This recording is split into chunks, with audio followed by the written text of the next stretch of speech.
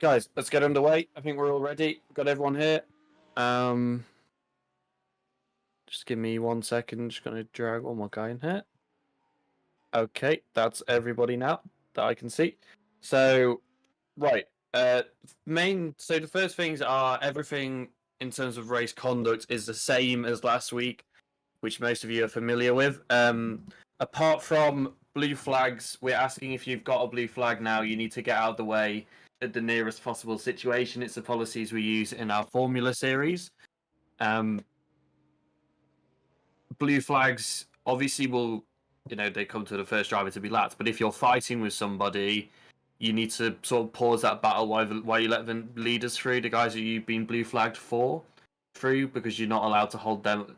Obviously, if you're battling, it's going to hold them up, but that also means whilst you're being shown blue flags, you shouldn't be overtaking a car in front of you because they'll also be slowing down for blue flags, so you can't take advantage of that in any way. We obviously aren't able to see that in the session. Unfortunately, we can't really see who has blue flags. It's not something iRacing gives us easily. So that would be something you would report to us, and that would be dealt with afterwards. And ignoring blue flag rules I think it's we use a 25 or 30-second penalty. I'll double check that. I think it's probably 30-second penalty for that, which will be what we use as equivalent to a post-race drive-through penalty. You need to have your radios enabled and voice channels enabled so that you can hear and see the messages we put out. We did take some feedback from last week. Obviously, we can't completely eliminate messages coming through the radio. We'll try and be as precise as we can and try and use these communication methods as little as possible. If we're bringing out a penalty, that will come out over voice chat for people to see. If it's under investigation, that will be a message that goes out when we get time. It will be a simple message if possible. It'll probably just put under investigation and then the number of the two cars, so that's nice and easy for people to understand. Like, I know we had some people say, well, English isn't my first language, so it's a little bit hard to understand all the messages that come out, and that'll be there to minimize the messages that come through them and make them easier to read as well. Similarly to voice messages, it will be the car that is being penalized, the penalty they're receiving, and after that it will be what the incident was for. If it was unsafe rejoin causing a collision, or in the very rare scenario that someone was to be disqualified for multiple incidents, it would be for multiple incidents. Quick repairs, just something, I guess this isn't a rule, more of a note to you guys. I think some people had that checked, had a little bit of damage, and it repaired it in their first stop that maybe they didn't want to use it for in case they had a bigger crash. So up to you how you guys use them, obviously, but just something I thought I'd put out there. Remember, you have got that, but it's up to you how you use it. Yeah, so track rules in qualifying, you must not go unnecessarily slowly in the S's, so that's from turn 2 to turn 7, basically. I know that's a little difficult on outlaps. Cold tyres with a new update, I think they're a little bit better for that kind of thing. Not had much chance to drive these cars since the patch, but that's my understanding, so it should be a little bit better than it has been previously. But just stay out of the way if you're, pick a sensible gap to go out in qualifying as well, rather than all rushing out at once, so that then it is less likely you're going to hold somebody up. But yeah, just go slow, go not slow, but don't push too much that you're going to cause an incident. Basically, keep a pace that's reasonable on outlaps. Basically, don't go unnecessarily slowly to block people, but don't also try and go ridiculously quick and cause incidents for people, because obviously that's a bigger issue. Then turn 8 and 9, Degner curve, and the corner after that, they're two quite quick right-handers that are sometimes a little bit blindsided because of the angles of the elevation, and if there's other cars around, it might be difficult for them to see.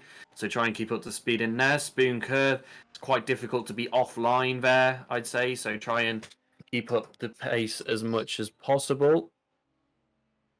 And then the final chicane, not super slow in there unless you've got a big gap behind you and you're setting up a lap. But remember, if someone's on a hot lap, you're on an out lap, that delta is going to shrink quite quickly. So we need to make sure everyone is careful in there. Obviously, it shouldn't be a problem on in laps, but on out laps, just make sure you're taking as much care as possible. Remember, so just on the blue flag things again, there are 40 of you. We do realise it is going to happen, but you just need to get out of the way. I know it's it's not enjoyable when you're a lap down and you're letting somebody by, but if everybody abides by those blue flag rules, it shouldn't cause too much of an issue. Yeah, just be careful, I guess, is my thing. But blue flags, you need to be getting out of the way if you got them. No blocking is allowed under any circumstances, especially by lapped cars. You can't defend in any way. You need to be lifting off to let people by. It is the driver behind's responsibility to make that pass safe. We don't want any lunges or anything. Obviously, if you're 1.5 seconds behind going into a braking zone, you're not going to get by. So you need to wait until after that and they can move out of the way. If you think somebody isn't moving out the way properly, you can come on the radio and talk to us. Don't direct anything at the other drivers. If you use your radio unnecessarily, you will be muted so that nobody can hear your radio communications.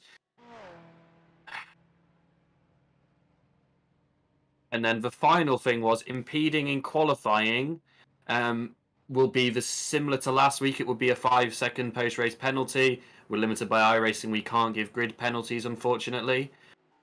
If something were to get more serious than that, if it was something that we thought was very reckless rather than just an unfortunate incident, I mean, it was reckless or deliberate, that would be a much bigger penalty. Yeah, so that bigger penalty that we've decided to go with would be essentially starting from the pit lane. So that wouldn't penalise you in terms of you'd drive a lap, then you'd have to do a drive-through and drop even further to the back. But starting to the pit lane, starting from the pit lane is the best thing we can give in terms of a pit lane, sort of a grid drop penalty. Obviously, that's going to impact you more if you're up front, but there's nothing we can do about that. It's a penalty because you blocked multiple times or caused a dangerous incident. That's the way it is. That's it from me. I'll just double check no one's dropped any more questions. See a couple things. Let's have a look. Someone's saying they're slightly late for qualifying. That's completely fine. So if your ping is varying and it's still safe, then that's okay. If it was to be blinking a lot, that it was causing danger to other drivers, we would potentially ask you to get out of the way, because obviously if you're blinking all over track and it's causing incidents, then that's not safe for anybody. So that would be a situation where we may ask you to come in, but it would be unlikely. It would have to be quite bad for that. And as a reminder as well, while you're all here, you can see Wesley in the chat. He in the briefing room. He's one of our commentators today. We've also got James Parfit on board for this race. So if you guys could go and drop a like on the stream, subscribe to the channel, it'd be massively appreciated by those guys. I know it helps them get on with those streams a lot. So if anyone could do that and share the link around as well, if you got anyone you want to be watching in the race. So that's it from me. Go out there, have a nice, fun race, nice, safe race. If there's any questions, feel free to ask them in the chat and I'll answer them as soon as I get a chance. All right, thank you very much, everybody.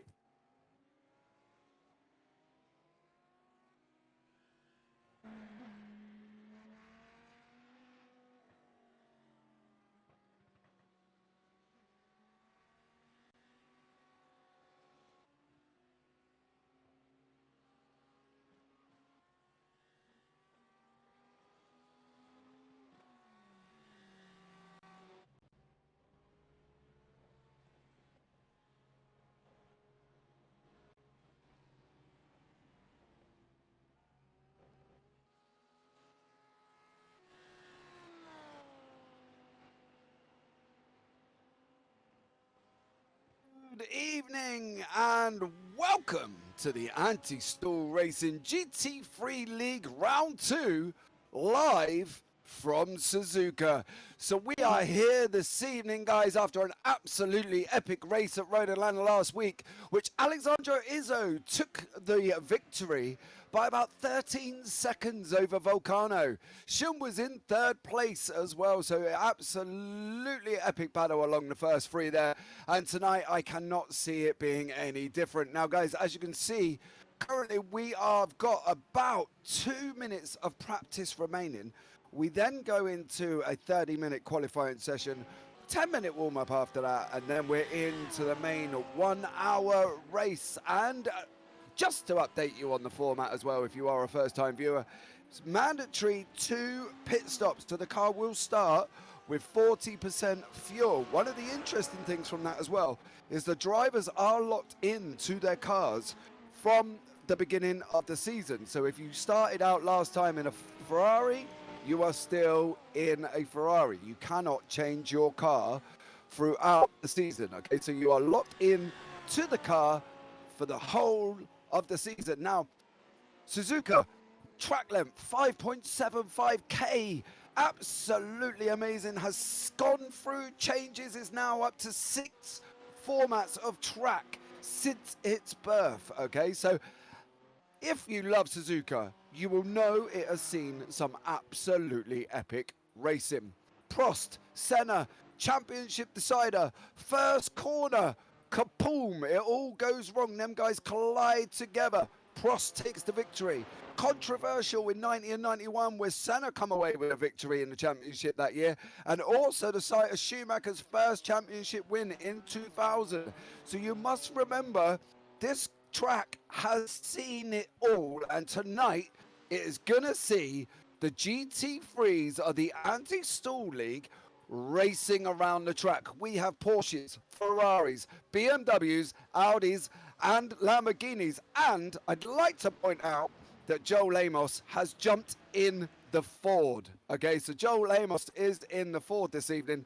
That's going to be absolutely epic, and it's going to be great to see how he gets on in the championship. Now, shortly, I am going to be joined by Wesley in the booth, who will be sat here alongside me as we just come in to the start of qualifying. Okay, so I cannot wait to see how this goes. It's going to be absolutely amazing. So all I recommend that you do, guys, go grab a drink, get some popcorn, sit on your sofa and enjoy the next hour and a half of racing from the Anti-Stall Racing League. You are not going to be disappointed at all. So let's bring Wesley into the booth. Wesley, welcome in. Hello, hello. Hello, how you doing? I'm good. I've got myself a drink. I'm ready to go. Have you got your popcorn though, Wes? Because it's going to go off tonight and I'm just waiting for it. Yeah, it's definitely going to go off. I can't wait for this. Another 30 cars at least now here for round 2. And this time at Suzuka. It was great last week. I cannot wait for this week. More sunshine this week than last week. We were racing in the dark last week, so that could be a bit of a different factor for some of the drivers to get used to having some sunshine in their eyes instead of headlights. Yeah, it was dark, wasn't it? Flat out dark. A track is difficult in the dark. A track without track lights is even harder. And these guys tackled it well, I feel. You know, it could have gone a lot worse than it actually did. But those guys did well. And Alessandro Izzo come through victorious last week. Yeah, victorious by quite a distance in the end. Obviously, driver that got started on pole had 2 incidents in the end. One with a back marker and one with someone as they came out the pit. So he didn't have it all his own way. And I do expect guy who ended up P2 last week to bring a fight again this week with hopefully this time no contact with some back markers. So hopefully he can have more luck on his side. But it was a great fight. Other than that, I think we can have another one where it's going to be some proper racing for an hour's worth. The strategy seemed pretty similar, depending on the cars as well. Obviously, they'll have different sized fuel tanks, so I thought it would be a bit different. I do believe the Porsches seemed to go 1 lap longer last week, so if that seems to be a theme, see if they do that again this week. Yeah, it's going to be interesting to see. Now, I've just had a look. I can't see Volcano in the session. Gitano Volcano, who finished second last week, I can't actually see him here this evening. So it's going to be who can stop Alessandro Izzo from running away from the win. Now, obviously, Izzo's in the Porsche. I think he won by about 13 seconds last week, so he literally ran away with it towards the end. But who would you say, if you could sit there looking at the board, looking at the sheets, you know, we had Marcus Schum was 3rd, Paul Taylor 4th, Marco Ferroni was 5th, Massimo Berti was 6th, for the top 6. Who would you say would be Izzo's challenger? Because he just seems 13 seconds is an epic victory. Akira, before last week, before a crash, looked really quick as well. So there is a few you can argue that will be up there, but if you're going to put your money on anyone, it will be man who won the Christmas series as well. So he's already proven himself as a race winner now and a championship winner. So I say Alessandro is looking very good every week when we turn up. He's the guy to beat. Yeah, I think it's just going to be exciting. Now, what I'm more excited about is the fact that we've actually got a Ford in the championship at the hands of Joe Lemos. Now, you don't see many. We normally see like a complete Porsche-covered field or a mixture of the Porsche and the Ferrari and the BM. But we've got Lambos, Audis, and as I say, Joe Lemos in the Porsche. Yeah, lots of different cars. The only one I think we don't have is a McLaren. No, Mercedes and McLaren. We did have one McLaren last week, but sadly not here this week. So yeah, it's quite a field spread. I'd say there's a few BMWs, an Audi this week. I don't think there was an Audi. Was there? There was a couple actually last week, as I just watched the Ford. We were talking about spin round on the hairpin. Too much acceleration there. No, we won't. We'll just ignore Joe Lemos going round there. We just bigged him up on track, saying he's all in the Ford and he's absolutely epic, and then he goes and bins it on the hairpin. So, you know, I suppose slight mental commentator's curse already, Wes. And now I do prefer to stay away from them because that is a contentious topic. The whole commentator's curse, considering we're not actually in the car with them, it just seems like oh my God, they're on the broadcast, at that moment they're on the focus, and then it all just kind of goes wrong for them, really. But, you know, let's hope we can try and stay away from that one tonight. Now, we've just seen Iwata go into pole on a 157.14. Thomas Center is second on a 157.52. So them guys not separated by hardly anything this evening, sorry. And Marco Pizzo is on a 158.54. So, and saying that, as I'm sitting here chatting, Lorenzo Bassettini has just gone second on a 157.39. Some quick times, Wes. It looking like sort of early 2 minutes, 58.57, if you're going to be in the top 10 this evening. Yeah, last week we saw that the top 19 were covered by a second, so a 10th can mean a few places here. So especially with the, so we say from like 7th to 19th, that is where a 10th can really affect your position on the board. Like even, for example, now 4th and 5th, not even half a 10th between them already, and we've only got 11 cars put a time in already, and then another car 7th to 8th, 9th already, 7th to 9th already on this same 10th as well. It's all 6th to 9th already all on the same 10th for 159.1. It's going to be insane close. Such a long track as well. I think that is really impressive. Yeah, I think that's the thing, but I think it's a really hard concept to get across to the viewers at home that the 10th is literally nothing. You know, you're not even clicking your fingers and it's a 10th. You know, you're not walking down the street. It's really such a small margin that it kind of closes the field up in sort of comparison to general, I don't know, TCR racing or whatever like that. But, you know, a 10th is nothing, isn't it, Wes? It means nothing in the timing tower when you're kind of 158.5 and then you've got 158.54. It's sort of such a small time increment. It's so small that you wouldn't notice, and you only notice it in racing. Like, it's such a small margin. In everyday life, you wouldn't have a clue about it. You wouldn't notice it go by. But in racing, that extra 10th can mean so much. Yeah, exactly. We've just saying, as we're talking about 10ths, we've just got Izzo has just gone and put it on pole as on a 157.06. So he is literally so close to the 156s. I think Izzo is definitely going to be the man to beat. And if Iwata can get near him, you know, it's going to be an interesting race. Now, what I don't want to see, Wes, and I'm going to pray that this doesn't happen, turn 1, lap 1, Izzo and Iwata coming into contact, because that will just be devastating. Yeah, it would throw out a race-long battle, but you wouldn't know who to pick to win after that. But yeah, it would be a massive shame if that. We've got a whole hour, so hopefully no one plays any silly bit just into turn 1. It's a long race, and anything can happen, but you don't want anything to be over in turn 1. You want to see them race for it. Yeah, and I think that's the thing as well. At the end of the day, we have got an hour. It's not like we're on a sprint for 30 minutes, or in some cases in other sorts of form of motorsport, like a 12-minute sprint race. We have got an hour, and they have got 2 pit stops. You know, that's going to be a massive challenge for some of these guys, and they've really got to be really careful, haven't they? Because if they get their fuel strategy wrong, they've got a splash and dash at the end if it's gone completely wrong. But, you know, we're hopeful that these guys don't. but there's always that chance that it might. Always the chance. It's a lot of calculations in fuel in the while driving as well. You got to really, you can, if you're smart enough, you can play it as you're driving, calculate while you're driving, and if you're in second, you've got to do different to the leader. You just have to. So you've got to be on your toes, and you've got to try and play a different card. Otherwise, you're just going to end up following the leader to the end, and no one wants to do that. I think that's the thing as well. Now, obviously, you know, we sit here in the booth and we've got track maps, we've got timing towers, we've got sector times, everything at our hands.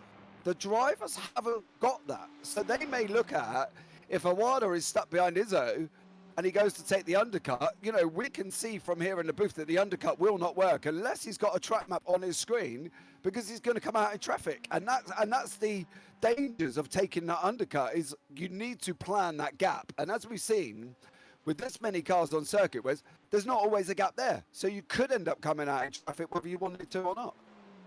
There's so many cars on track. There's just there's got to be traffic everywhere. It's a long circuit, but looking at the track map, there's a few gaps. But yeah, it's going to be difficult to time runs, and if you make one mistake, there's so many cars that you'd have to, like, if you spin, say, turn 1, lap 1, you're going to have to wait for everybody to go through, and that is a lot of cars to repass. Exactly, and as we were talking about Volcano, who we didn't see in this session, I've just noticed he's there, and he's only gone and popped it in 4th place. So, you know, welcome in, Volcano. Thank you for turning up, and he's just gone and popped it in 4th. Akira's gone pole as well with a 56.9. We're in the 56s. I think it's going to come down for, are we though, Wes? Let's be honest. Are we running first in fuel, or do you reckon these guys are running 3-lap quali fuel? Because 156.99 is insane, because you've practically got 2-second gap to Paul Taylor back in 7th. Definitely, they're running as low as fuel as possible. They're probably conking out of fuel as they cross the line. To be honest, that's the margins I think we've got here. Looking at it, it's insane. I think these are both Porsches as well at the front, followed by 2 Ferraris. But yeah, they've worked this out. They know what they're doing. I guess they've put quite a lot of practice in behind the scenes from last week, and yeah, the fine margins as they turn into 130R, they're right on the white line. Like, the margins everywhere are so fine. So I guess the fuel will be the same. They would have worked out exactly how much they need to do their outlap and fast lap. Yeah, I think that's the thing though as well on 130R is you've got 2 options with that corner. You're either going to take that curb or you're going to leave the curb alone. You can't do both. And it's just such a high curb that if these guys come around 130R and they hit the accelerator to try and, you know, keep going, there's a chance their car's going round. And that corner it doesn't look dangerous from the people sat at home, but for the drivers, it is a tricky corner because, as I say, they catch that curb, it's around they go. And I've seen it in other forms of GT3s where it's just caused an absolute nightmare collision behind them. The pole has now changed again. It's only a 10th though. They're in the 56.8. It's really, really close to the top. But yeah, that corner, very fast, very dangerous. If you're in a pack of cars, you've got to be careful. I wonder if we'll see any moves today round through there. There's a lot of cars, and I'm sure at some point people are going to go too wide round it. But yeah, it's a very fast corner, very tricky corner. Obviously, these days quite easy, I'd say, in a Formula car. But in a GT car, still very difficult and one of the fastest corners there is. It is, and we've just seen Alessandro Izzo go on to pole on a 156.82. Now, the timing tower says 8:15. Our timing screens and that has rounded it up to 2, which is a little bit unfair. So I'm going to go with a 156.815 for Izzo. Iwata currently on a 156.99. And then after that, we break into the 57s with Banzinti on a 157.39, Volcano on a 157.43, Saintot on a 157.52, Marcus Schulm on a 157.86, and Paul Taylor on a 158. So we break into the 158s at 7th place with Paul Taylor. So it just goes to show the speed of Izzo, Iwata, and Bazanti in 3rd is got as well. You know, we're hoping this doesn't obviously become a 3-horse race and they run away with it, Wes, but when they're this sort of time, when they're this much faster, Dan 6th place or 7th place with Paul Taylor, it's kind of a hard thing not to see, isn't it? You know, you don't want to Izzo, Iwata, Banzintini and Volcano running away with it, but they're at the moment, looking at the timing tower, they are so much quicker. Yeah, there's so much quicker over a lap. It's a case of how well will they do in the race. Race trim could be very different. A few of those could be a bit faster. Or some drivers are a quali person, some people are more race-paced based. So we'll see how the drivers fan out. I have seen Alessandro's very quick over the race, as well as Akira's very good as well. So I do feel like those 3 to 4 might run away. Even 5 could get a run away with it a little. But still, it's a top 5 battle. They're very close. So no, I don't think one person will run away. So it will be battling. At least we'll have a lot of it. And I do think the midfield will be close. Because if they do battle at the front, it will slow them down. And the midfield are only just behind them. What are you, Wes? Are you a quali man or are you a race man? Oh, well, I have to... I don't know. Oh, I can pull a quali lap out of nowhere. So I will say a race. But I do... Rallycross, so they're 5-minute races, so I don't know if that counts as just a quali, realistically. So that's more of a dip your toe in and get back out again. Yeah, that's really? By the time you get out there and go back in, you've had your adrenaline rush, and yeah. So I don't know. I like long distance races sometimes. I'm gonna do the 12 hours of Sebring in a week or two, but I do enjoy a good quali lap. I do think when you're right on the edge of a limit of a car and going for it, there's nothing more fun than that. So I'd have to take. I'll have to say quali. Yeah, I think, to be honest, I'm kind of.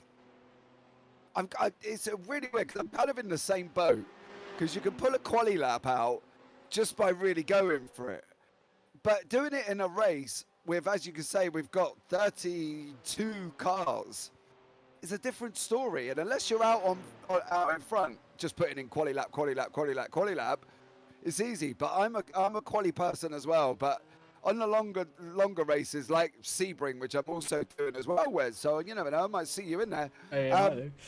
Yeah, it's a long 12 hours, isn't it? You know, I mean, I think it's got to be a little bit more of a careful race, that one. Yeah, you can't drive the car the same as Akira's just done a 56.4. They're really. If I thought they were on low fuel before, that is. They can't get much lower, Wes, surely. That's 4/10 now, the gap. That is brilliant. That is pulled that one out there. That is fantastic what we've got. Still got 15 minutes realistically to go in qualifying there. They are really stumping their mark now. I wonder. I can't believe that. That is I wouldn't have thought that they'd get there. No, that's just an insane time. 156.445 for Iwata, 156.82 for Izzo. Oh, do you know what? The weirdest thing is, Wes, if I was sat down and I've just gone out and I've come 10th in this field, I'd be thinking, bargain, I did a good job. And then you look at your timing tower and you see the guys literally 2 seconds ahead of you. Would you be a little bit disheartened? I'd want their setup. That's my immediate reaction would not be to blame myself. It would straight up be what setup have they got. But no, it's definitely not just set up that. That is a brilliant time. That's definitely, like, you know, these guys have been on it. They've Yeah. got the setup. You know, they've been on the track. They've sorted it out.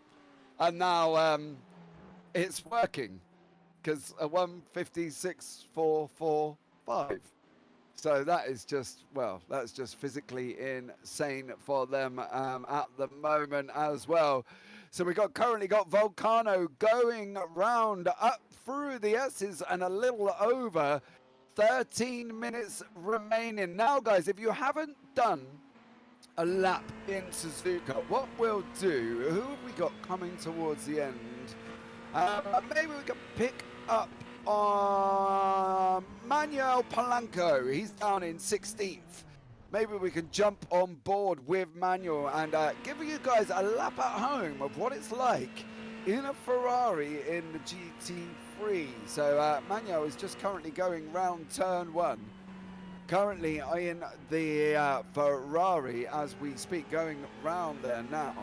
Up into the S's, he is going currently. We are going to go and have a look and see what Manuel is getting on with in 16th place. So he's up through the S's now. He's going to come to the left-hander of Dunlop. Okay, so he goes round that one, and if he hits that outside curb as well, that is definitely a no-go at Dunlop.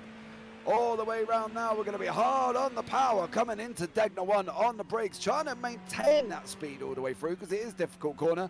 Degner 2 as well, and if you do hit the inside of Degner 1, welcome to the gravel trap, boys. I'm afraid that is just a launch and gone. So here we go down into the hairpin with Manuel now. Going round, oh, he's putting it out there. Where's he's trying to go for it as we're coming round, wide down through. 200R is called as we're heading down into Spoon now. Here he goes, here is Manuel. Taking the left, he's going to be dabbing the brakes, trying to maintain the speed. And around he goes. Off down the back stretch of the circuit as we're coming down to 130R. It's going to be interesting to see what Manuel is going to do at the moment. Oh, he's still on the back, coming around 130R now. Taking the left, you've got to stay off that curb. Oh! At a moment, that was... Oh, as he comes into Casio, takes the right, takes the left, and Manuel goes through. And they both me and you together at the same time. He hit that outside curb, and we're both like, ah! And it's just, that is just the dangers of it. It's literally insane, that corner was. And that just gives everybody a kind of perspective of the track, doesn't it? You know, it's not an easy circuit, Suzuka. We know that, you know. It's a difficult one in it for these guys. And they're going to have to work hard to try and, A, keep it on track, and B, kind of do their race at the same time.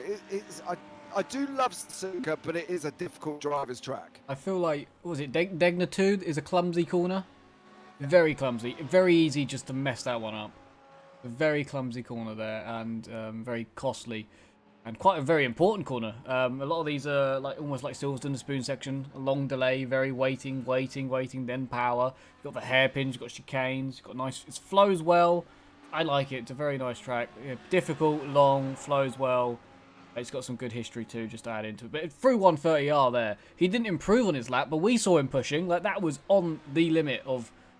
You know, he had to turn right to go left. Like, it was fantastic. That was the pure limit of the car, and keeping on the circuit there. And it didn't even improve. Like, that is just a quality lap. Imagine that now for the next hour. No. I just can't. I can't. I get physically tired just thinking about it. I don't know about you. I can put my mind onto it when I'm in an endurance, like you could go for that 2-hour stint.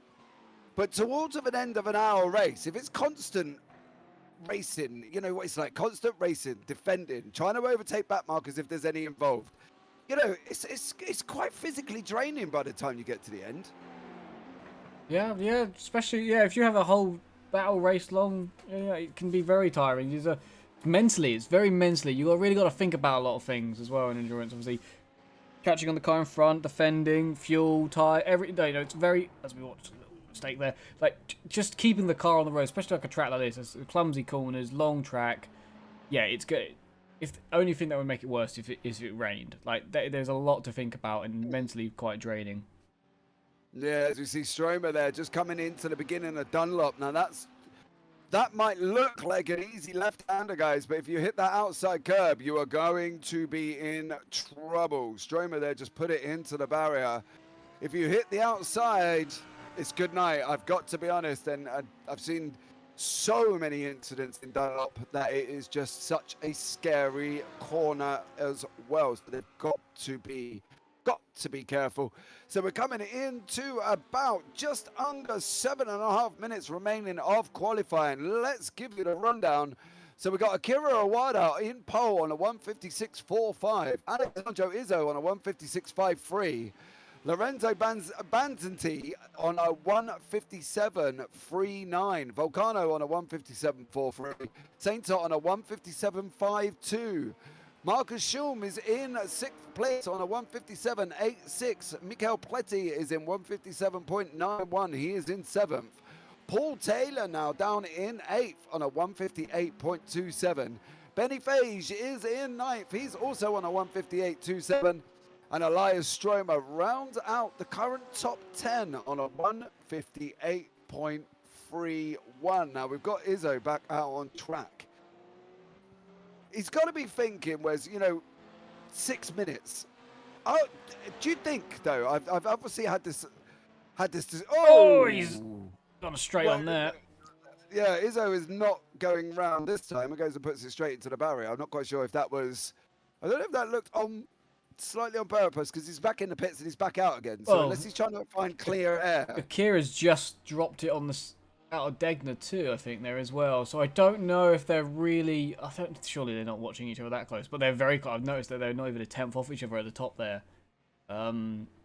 Yeah, they're mimicking each other when they're going out on track and everything. So I'm not sure how tightly they're playing this, but yeah, it's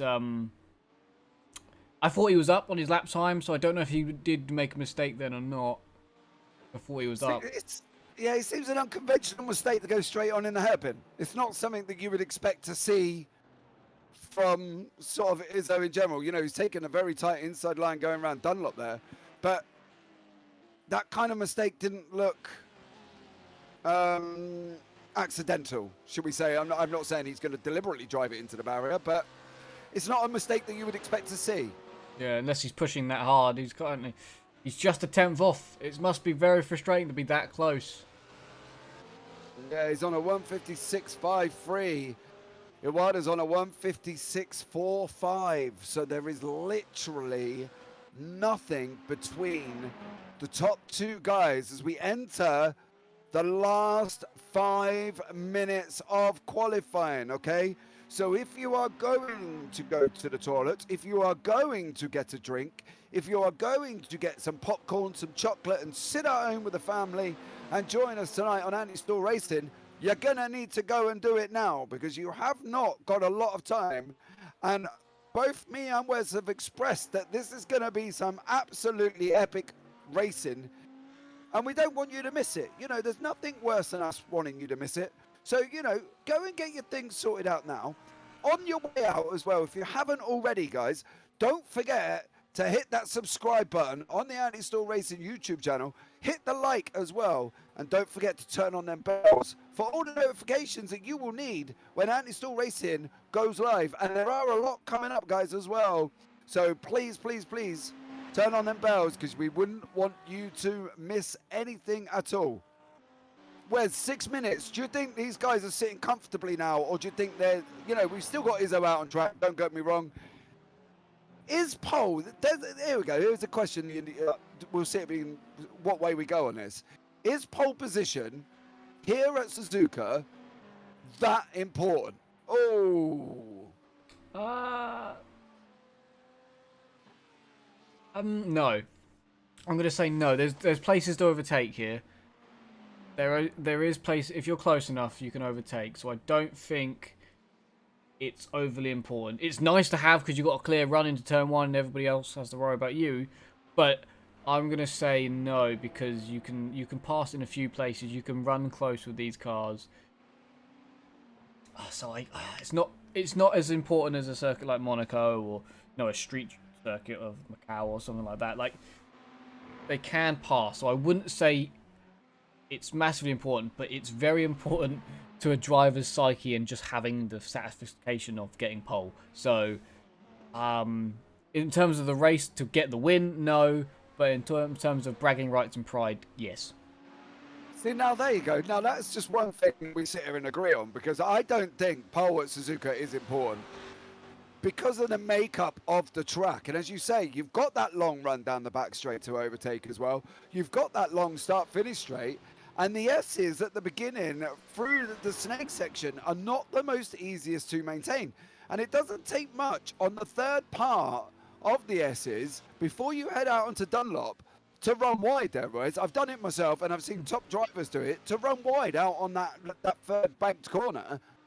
And that just allows the person through anyway. So I'm in agreement with you that I don't think pole is important here at Suzuka.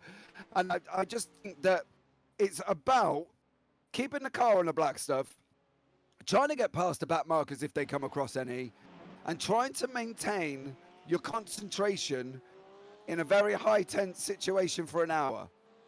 That's got to be it for tonight. That's got to be the main goal. Yeah, staying focused, keeping to your game plan. Set out a game plan that what you want to do. Stick to your own strategy and try to focus. Everyone always thinks about other drivers and what they're doing. You've got to focus and forget about them and do what your plan is. Your fastest route to the finish is the most important. Not what everybody else is doing. Make passes when you can, but you cannot race around others. You've got to focus on yourself and not get caught up in battles and what other road drivers are doing in their race. And you just got to focus on making sure you can get to that finish as quickly. There's no point wasting your tyres on trying to catch someone or anything like that. As long as you stick to your game plan. If you have a better game plan, you should do better. And if your pace is there, it should work out. So you can't get distracted and get caught up in battles or get too focused on other drivers. You got to just stick to your game plan and keep your head cool for the next hour and nail the pit stops. Really, the pit stops I think could be quite crucial as well. Yeah, they've got that difficult entry off the last turn on the right-hand side. And the problem is, though, the beginning of that entry, where's it sitting on the racing line? You naturally take that inside line round that last corner. So, they've got to be careful on the pit entry as well. That, they've got to be saying, either on the voice chat in the race or in their buttons, that they've got to be letting the person know that they're pitting in, because that natural line is that line, and the pits does kind of veer off on the right hand side just before they enter the corner. So it's definitely going to be a tricky one. We've got about 15 seconds left of qualifying. We have got currently about 9 cars on track. We've just seen Joel Amos, he's car 23, he's just gone across the line, currently down in 23rd place. He's on a 1:59.23. Now, he is the only man in the Ford, and I think that's commendable in its own kind of right. The Ford is one of them Marmite cars, I find. Wes, I don't know about you, people either love it or they really don't like it. Have you driven the Ford? Do you like it if you've been in it? I've never driven the Ford. I've never had the experience of driving the Ford, so I wouldn't be able to judge. I do see it very rarely, so it's definitely, it's to certain drivers' capabilities, I'd say. Yeah, it's definitely not in mine, mate. You know what I mean? I've got to be honest. It's not a car that I fancy jumping into, partly because I've heard so many things about it. I think it's just one of them cars where people have just so many said, oh, no, you don't want to go in that. You don't want to go in that. You want to take out the BMW or the Porsche or the Ferrari.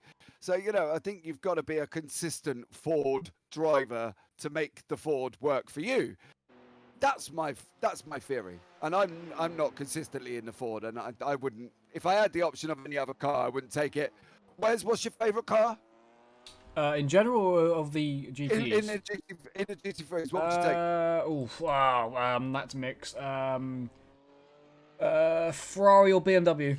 I'll pick one where you can't sit on the fence. I would probably now take the Ferrari. Oh, I'm so good you didn't just sit there and say the Ferrari or BMW. Because you would have got splinters, you would have been sat across the fence that much, mate. You know what I mean? So, good. I would go with, I'm Ferrari. Got to be honest. Yeah, Ferrari. So, there you go. So we have closed out qualifying, guys. So let's see if we can get you, once the results all come through, let's try and get you the grid up on screen. We're just waiting for them to come through. Currently, they're not actually there at the moment, so we're just waiting for that to finish off. Session to close out, and then we can bring you currently up the grid. That will be absolutely amazing. Now, as I say, guys, as well, we are here every single week, okay, on a Friday, so you do not want to miss any of the racing, guys, okay? So get yourselves into Anti-Stall Racing, hit the subscribe button, turn on the bells for notifications, because you don't want to miss any of the racing. Now, next week, it is Barcelona, Catalonia. What more could you ask for? That's going to be absolutely stunning on the 25th of March. April the 1st, Spa. Oh, where's Spa? Spa is my favourite track. I love it in any car I drive. April the 8th, we are at Hockenheim. April the 15th, Road America. The 22nd, Red Bull Ring. Don't miss that as well. 29th, we're at Watkins Glen. May 6th in Imola. And on May the 13th, we are closing out at the wonderful, bumpy Sebring. Wow, Wes. That's a kind of an epic season, isn't it? I really do like some of those. I think I like all of those tracks actually. I think all of those tracks are brilliant. They're brilliant circuits, and especially for GT racing, a lot of them do work very well. Yeah, exactly. And I just think it's going to be yeah, physically insane. So there you go. How are we doing on the results of the grid? They are up currently. Here we go. So we got Awada in pole position on a 156.445. Izzo in second. Banzanti in third, Volcano in fourth, Saintot in fifth, Mikael Platel in sixth, Marcus Schum in seventh. Paul Taylor is in 8th place there as well. If we could jump back a page, that'd be great. So we've got Paul Taylor in 8th. I missed who was in 9th before the page kind of went up in front of me. Benny Fage in 9th. Elias Stromer in 10th. Justin Clayson's in 11th. Marco Pinto in 12th. Alizo Di Stefano in 13th. Andre Fernandez in 14th. Mirko Galoni in 15th, Massimo Berta in 16th, Jose Fonseca in 17th, Sebastian Van Den rounds out the top 18. Gazeki is in 19th position. Manuel Polanco, who did our lap round at Suzuka, thank you for him for Manuel. He is in 20th position, I believe, at the moment. If we can just go up one, thank you very much. Eduardo Fava is in 21st. Jorge Gomez in 22nd. Joe Lamos down in 23rd. Diego Duarte in 24th. Leon Elowat in 25th. Marin Grigic in 26th. Hugo Pereira in 27th. And Ivo Amaro is in 28th place. There you go.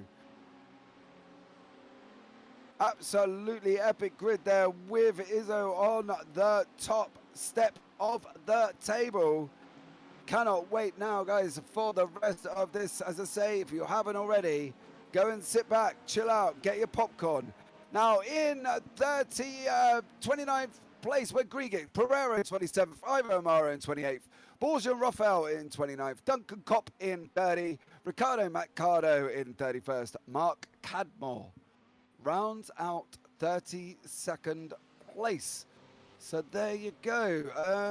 Right, we're in a short 10-minute practice. I'm going to say short. It was probably not short to most people, but to us it's generally short, so that's fine. You know, we can absolutely fill these 10 minutes up of these guys driving around the track. As you can see, currently Volcano is out on circuit at the moment, so we'll see what he's going to be doing in that Ferrari. I cannot wait to see how he gets on.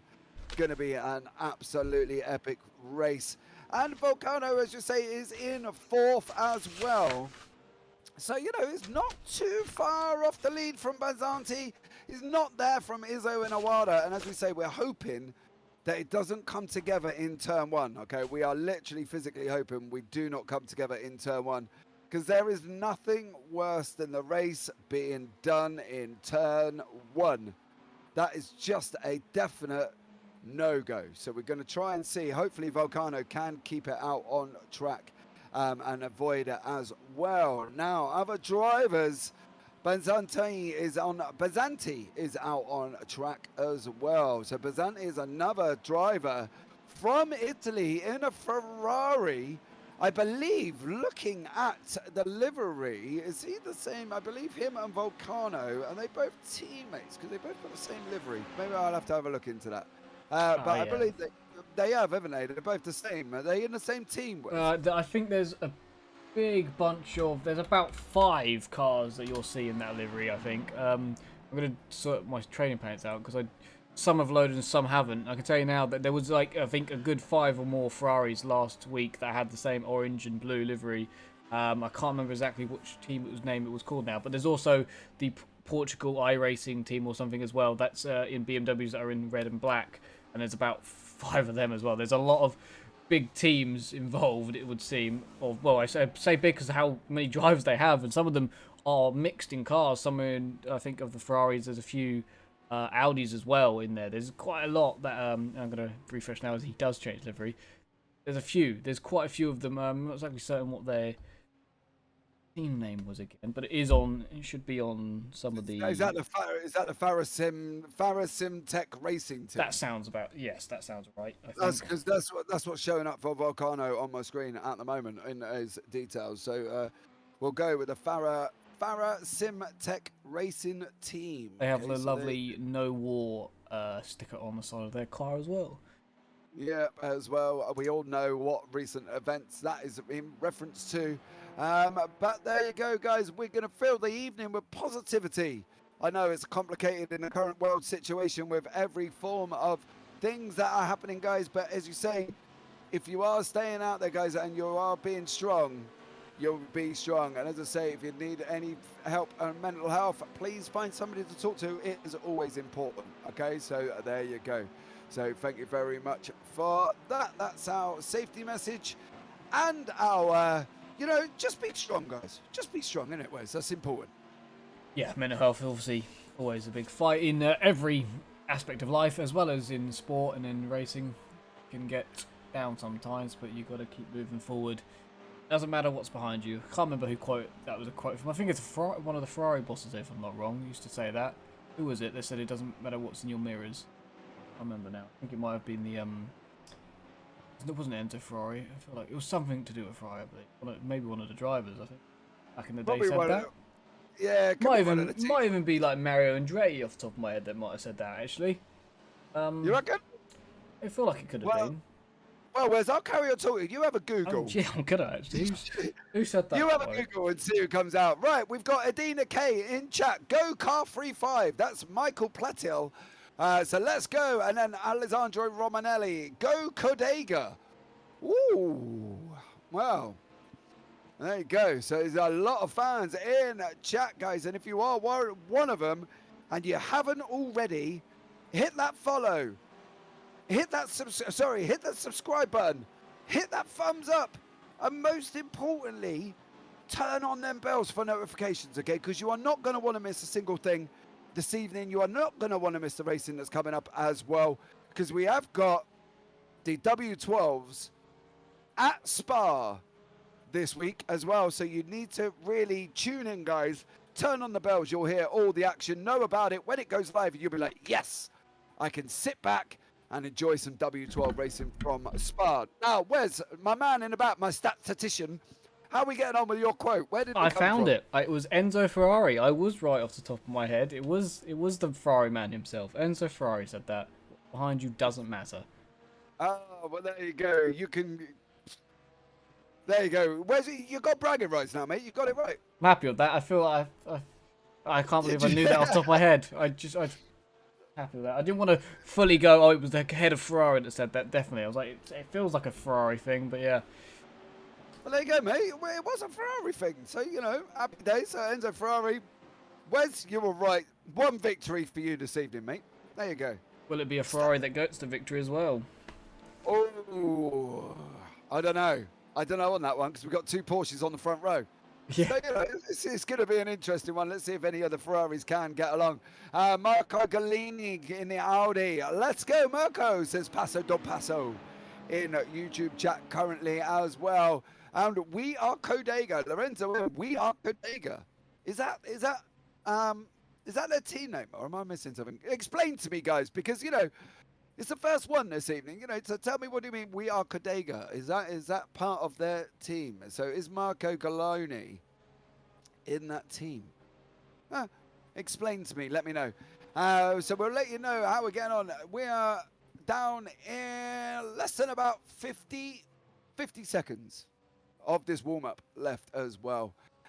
So there you go. Coming down very shortly, guys. And then we will be green at Suzuka for round 2. And don't forget, Barcelona next week for round 3. Okay? Because you're not going to want to miss that either, the famous Catalonia circuit as well. Whereas Catalonia is a bit of a different entity to Suzuka, really, isn't it? It's kind of not as free-flowing, I find. I just can't get along with Catalonia in any car I take round it. Yeah, it's quite a compact car track, sorry. Quite compact, I'd say. Yeah, it kind of flows, but it is very technical. It's very tight. compared to Suzuka's quite open and flows, whereas Cataluna's quite tight and it flows, but not to the same extent. Like the car doesn't go out wide on some of the corners. You've got to keep everything tight. As I watch a car spin right round there in one of the Porsches. That's Michael, kind of a 535 spinning around at Degner 1. Yeah, you can't open the car up. I don't feel as much as you can at Suzuka. It's quite a compact track. It's quite doesn't flow with the nature of like Suzuka flows with the nature of the land. Say. Yeah, so here we go, guys. We are coming on to the grid, and we are waiting for the cars to appear. We're 23 seconds in. We're just waiting for Awada, Izzo, Banzanti to appear on track, and then we will pick them up and follow them around the wonderful pace lap. Now, as you can see, we are starting in the back side of the circuit. So we'll jump on board with Awada, following him all the way round. Down, we'll see if we can get him down into the first corner, but we are on a pace. Well, it's not even really a lap. It's not even half a lap. It's about a pace quarter. So we're starting down in 130. And then we're going to go through Casio. And then once the pace car goes in, Iwata has the lead. Okay, so the pace man dictates the start of the race. So there you go. So you're going to have to watch Iwata. Izzo's going to have to be looking and looking and looking. And hopefully he can get down. But here we go, guys. We're going round Casio Triangle now for the start of this race. We know we've got Awada on pole. Izzo, Volcano, Benzanti as well. Here we go as the guys go round the final corner. The pace car goes in. Awada backs him up and he's gone. Izzo has gone. And for round 2 of the Anti-Stall Racing GT3, we are going to be green right now, and here we go down into the first corner. Eduardo's got it. Izzo has got second. Volcano is third. Bandanti is fourth. Pleddy is still in fifth. Santot in sixth. There's nothing going on down the back. Benny Fage is making a move in eighth. He is up one place already, but will stay with the leaders all the way around the first half of the circuit before we can jump out and see what else is happening at the moment. But Awada is opening up 0.5 of a second gap. Now there is a blinking car in the middle, and that's not me swearing, guys. That is because I just seen Volcano go off on track. Where's fairly clean start so far? Yeah, completely clean. I don't think anyone's gone around anywhere. It's fantastic to have all the cars survive, which is great.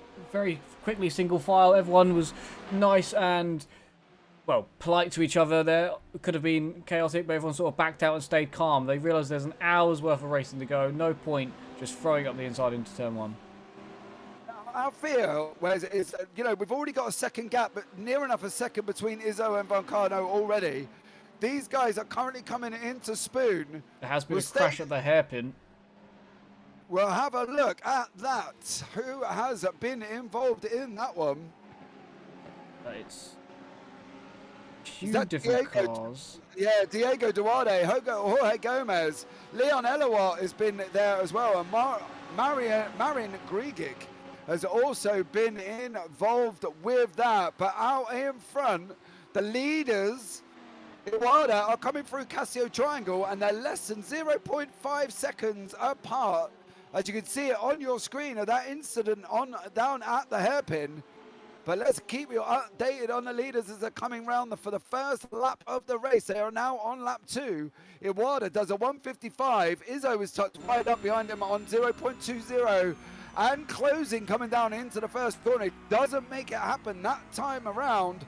But there are battles all the way over the track. Elias Stromer is in a freeway with Marcus Schum and Benny Fage as well. So let's have a look and see what is happening in the middle with the Lamborghinis of Elias Stromer, with Marcus Schum in the Ferrari, sandwiched in the middle of the Lambos. Now these guys are really close together. The 0.59 Stromer has got to Benny Fage, and Marcus Schum has got 0.45 seconds behind him. So these guys are having an absolutely epic battle. Elias Stromer coming round Degner 2. trying to keep up with Benny Fage up in front of him, who's also got Paul Taylor. Now, biggest gainers so far, most of them is actually Mirko Galoni. He's only up 2 places. That's the highest gainer on the table at this moment in time. So as we follow Elias Stromer, they're heading round 200R down into Spoon, trying to close that gap up. I've got a funny feeling, though, Wes, they're going to be sitting in this tow train, aren't they? You know, you've got Paul Taylor, Benny Fage, Elias Stromer and Marcus Schum. They're all going to be drafting off each other. Yeah, they're not going to be able to get anywhere really here. There's just so many. Look at that, the whole train of cars, realistically, from the front. I think we were going all the way down, so at least P12 there. I think even P13. They're all just in one long train. No, everyone's got the same sort of tow. It's going to cause someone to have a mistake, and then they can pass. Because at the moment, everyone's just going to be stuck. Yeah, that's what I mean. They're going to be towing out, drafting together even further down the field.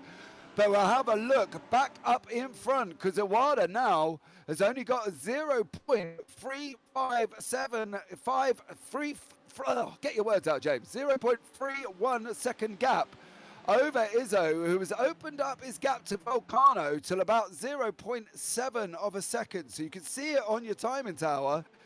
Iwata looks very comfortable up front, Wes. And, you know, they're not normally people, we haven't seen really sort of a mistake from Iwata or Izzo throughout the beginning of this section through practice or anything like that.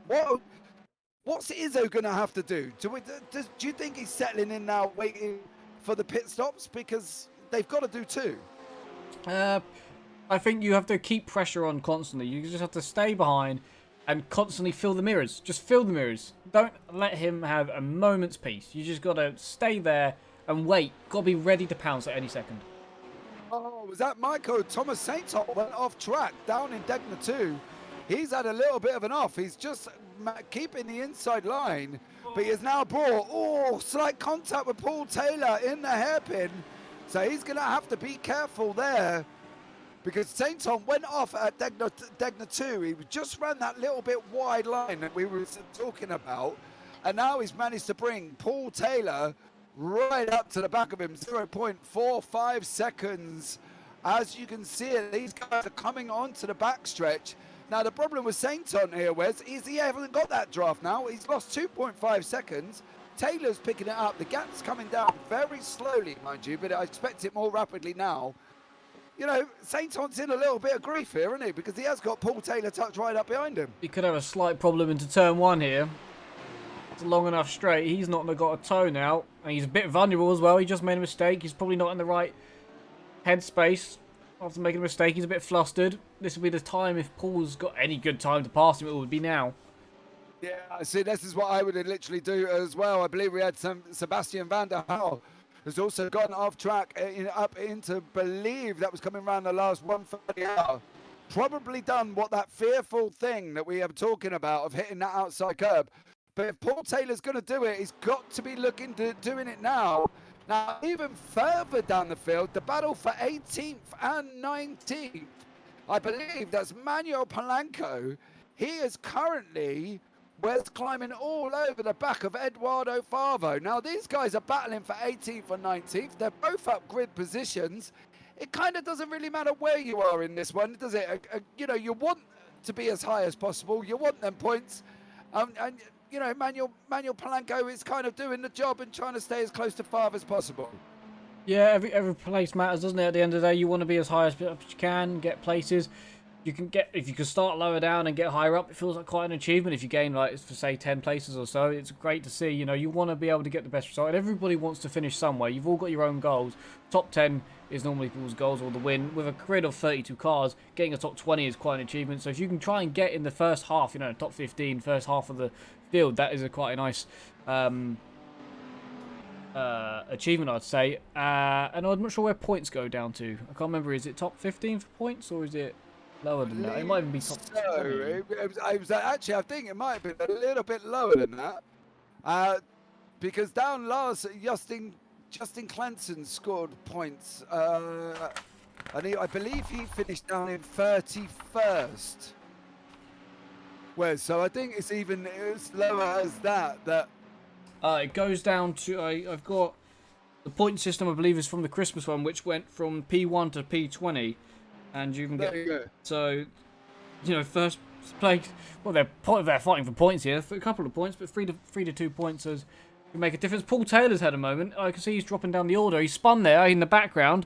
Not sure what's happened to him at the chicane. That's Danny Cassio. I think he spun by himself, Paul Taylor, on the curb. Yes, he spun nearly in avoidance. Okay, interesting. He's about to get back going now. He spun. Oh, what's happened there? There's another car off. Stefano's off from. Izzo's off. Is Izzo still going? Because he's just bounced down my timing tower. Alisson Di Stefano has just had an incident as well there, Wes, I believe. But if we can go on now, Justin Klassen's in 10th place. Paul Taylor just looks like he got caught up on the curb there, Wes, didn't he?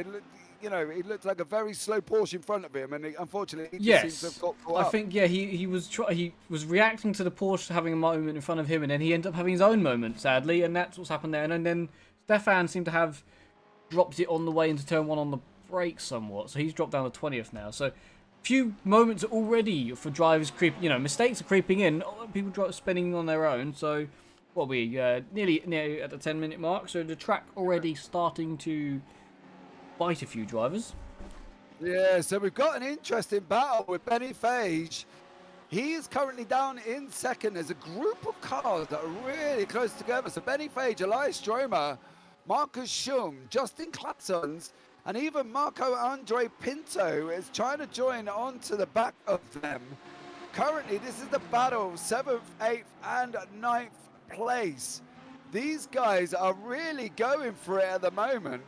Justin Klassens is at the back. He is in 10th. He's got Marcus Schum in front of him in the Ferrari.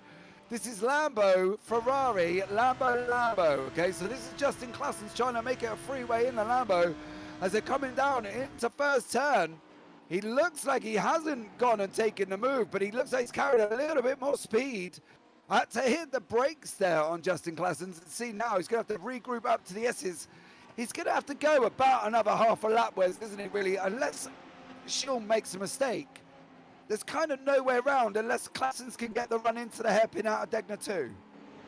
Yeah, I fully agree with you. I think I've just seen that someone apparently is in the pits, or have I read that wrong? Someone has pitted, so I'm not sure if there's damage. Yeah, he's changing tyres and everything, so I'm not sure what's going on there. 10 minutes in, I don't think that's a normal pit stop time. But yeah, he did look like he had the run. He almost felt like he backed out of it down that straight there and decided against it. He's right up the back of the Ferrari. You would have thought he would have just gone for it, but he's sitting up right on the bumper of him. But yeah, he's now going to have to wait for a mistake and probably sit there until probably the main straight again, unless he wants to try it down 130R. But from what I can see from the straight line speed of some of these cars, they're quite equal, so no one seems to be able to get a run on anyone down 130R, which probably is a good thing, because we won't have loads of side-by-side and incidents through 130R at least, but everyone seems pretty evenly matched on straight line speed, which, and then when everyone gets in trains, just everyone gets stuck. So yeah, that's what I mean. I think the thing is, Marcus Schum, he's got about 0.65, but here we go with Klassens. He's closed it right the way down, 0.2. You can see it on your left, guys. Yellow means slightly close. Orange means they're really, really close. But as he goes, he doesn't seem to be able to maintain that speed. And there's that curb what Klassens did. He did what we were talking about, was he took it all. Yeah, there's no half and halves, is there? There's all or nothing. Well, a moment ago, a lap before, I watched him have a slight moment over the curb. So I know that going into that corner there, he definitely thought about the lap before where he had a moment. So he's clearly not confident with the car through 130R, I'd say. Andre Pinto is right behind him as well. This is the closest 5 cars currently on track, battling it out. You can see it on the timing tower on your left. Iwata has got 1.2. Volcano's 2 seconds behind that as well. So these guys are really kind of settling down now, Wes. Would you say we're almost in the fuel save mode for the first pit stop, do you think? Is that why Klassens is not showing that aggressive nature? You know, when you're going to make a move, your car is aggressive. You show it as being aggressive. We see Klassens now coming through Dunlop here. He's got almost a rundown on the Schum. Backs out in Degner 1. Sean does take a lot of Degner 1, and then he goes around Degner 2 on the run up to that hairpin. Do we think Claessens could be fuel saving though? Because he's not showing the aggressiveness, is he? No, and he definitely looks, I'd say, the faster car of the two at the moment. He is filling his mirrors up of just completely black Lamborghini. It's amazing to see how close he's running to him. Yeah, he definitely looks faster. I'd say maybe fuel saving could be a thing, because obviously just staying behind another car and using their draft down the straights is always a good tactic to fuel save. I believe the pit stops normally happen around lap 20, I think, if I'm not wrong. I think Paul Taylor's now, sadly. It just came up randomly on the time screen that he was out, but I'm not sure how true that is, because now running again, so it's not true. But yeah, he closes up here into 139, and he's going to end up backing out slightly. Is he going to make it round? Confident here. Uses less curve that time, so. But yeah, maybe thinking about the pit stops. Obviously, round that's in about 7-ish minutes time or less. Could be thinking about that. Maybe a move then instead. But I don't know. He did seem the faster car. Maybe he just didn't feel comfortable just trying to launch one up the inside.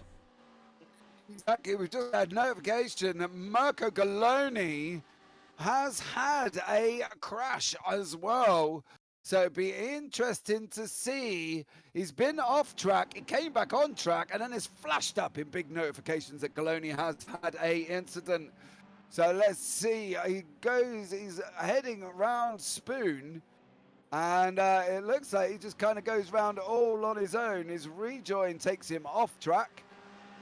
Yeah, bit of an interesting one. So there you go, that's Mirko Galoni having a little bit of an incident all on his own under no circumstances. Oh, I'm no, sure. Sebastian, you hit that. You know that curb you said about, I believe, on Dunlop? On the outside curb? He hit that, and he hit the wall hard. I think Sebastian's now out. He used to hit that outside curb. It's also said that Thomas has had a moment. Thomas Saintot has been off, hasn't he? Says he has, but I can't find anything with him on going off, sadly. No, it's a little bit of a run-off on Degner too, I believe. It's not I don't think that's too much of a worry. But Sebastian van der Hal had a bit of a big moment. Now, we were talking about this curb earlier on, Wes, weren't we? That Dunlop curb. You know, you've kind of got... He's in the Lightning McQueen livery, which I think is so cool. Yeah, he just kind of takes the outside, which we're not expecting, and he just goes and absolutely creams it into the wall. It's one of the things where we said, didn't we? We either stay on or stay off. You can't sort of take Dunlop in that way.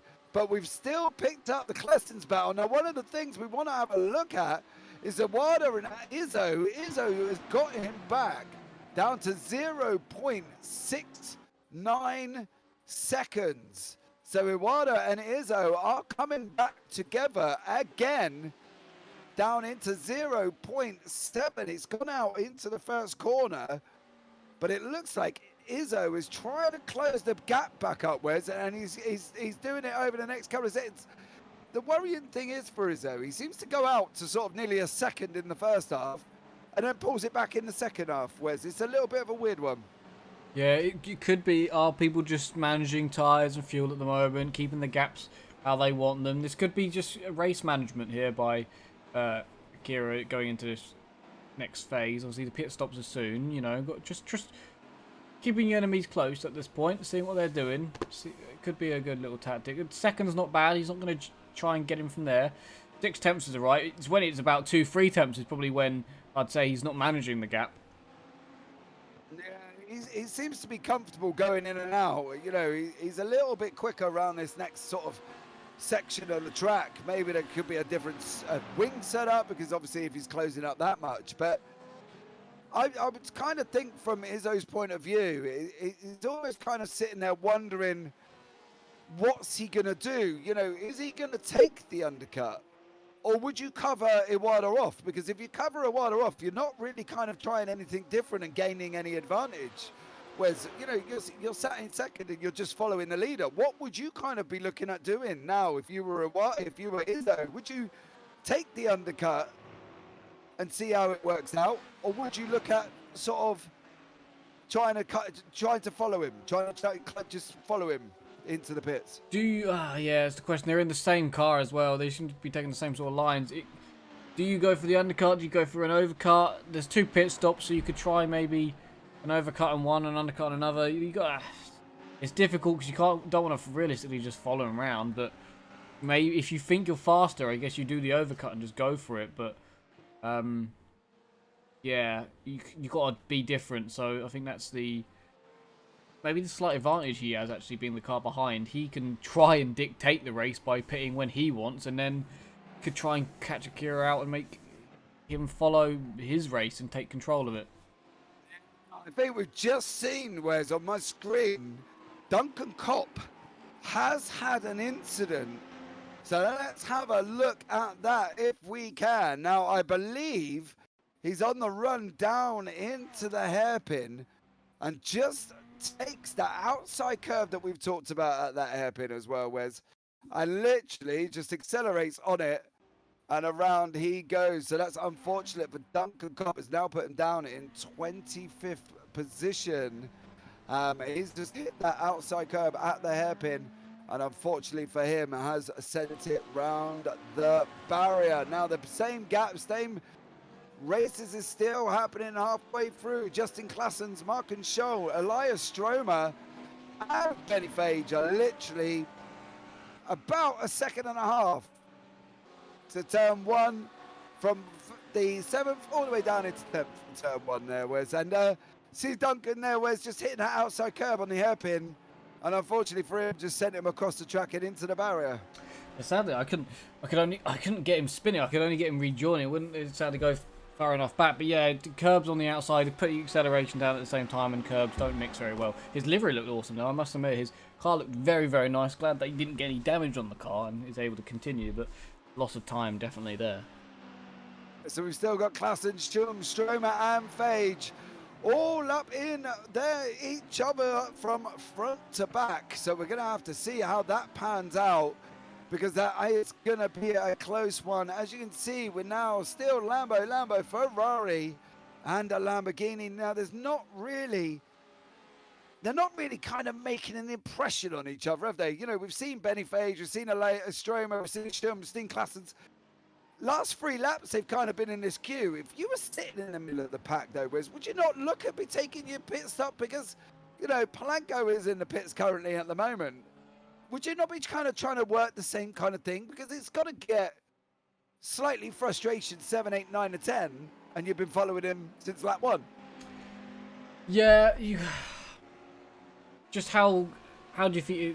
You got to be, again, this is what I was saying earlier about trying not to focus on other people's races and focus on yourself. If you think you're doing the best you can and you're following all the strategies that you wanted to put in place and you'll hit the lap times you want, then you've got to be happy with it. If you think you can go faster, then you've got to try and make a pass or play a different strategy if you're getting that frustrated with it. But yeah, there is 4 of them now in a line, stuck as they were. If I was Justin at the back here, I probably would do something different just through being the last car in the line. And I would say maybe faster than Marcus at one point in the race. So you could argue that probably doing something different on the strategy could be the way to go. One of the Ford GT that we talked about earlier, sadly had a spin at the spoon going around and spinning off, and I believe going to the pits. So Joel sadly having the spin Joel there. Amos just goes round. He manages to keep it out the barrier, which is a good thing. But then he kind of jumped into the pits, which seemed a little bit of a weird one, considering there was no damage on the Ford there, whereas I didn't see any damage. No, I didn't see any either. So. As I say, it's a bit of a weird one from Joel Amos, why he's gone into the pits. But he has, and there you go. So now we are still on this Klassen Stromer Fage battle. If I give you a quick rundown of the top 10, you can see it on your left-hand side, but I'll read it to you anyway, because we're nice here at Anti-Stall Racing. We don't want you to feel that we're not participating and giving you all the information, even though you can read it on the timing tower. So look, just in case you're looking at a phone and you can't read it, your top 10 goes like this. In first place, you've got Akira Iwata. He is currently in first. Alessandro Isarelli is in second. Gaetano Volcano is in third. Lorenzo Basenti is in fourth. Miguel Platil is in fifth. Thomas Saintot in sixth. Benny Fage is in seventh. Elias Stromer is in eighth. Marcus Schum is in ninth. And rounding out is this man, Justin Klassens from the Netherlands, in 10th place. And I wish At some point, Wes, he's going to make this move on Marcus. He's got to be trying to do it soon. If you got bored of him, Justin, here, all you can see is orange and blue Ferrari in front of you, and yeah, he's got to be sick of seeing the number 11 car in front of him now. Well, he's got to be. Oh, he's got to run here, I think, isn't he?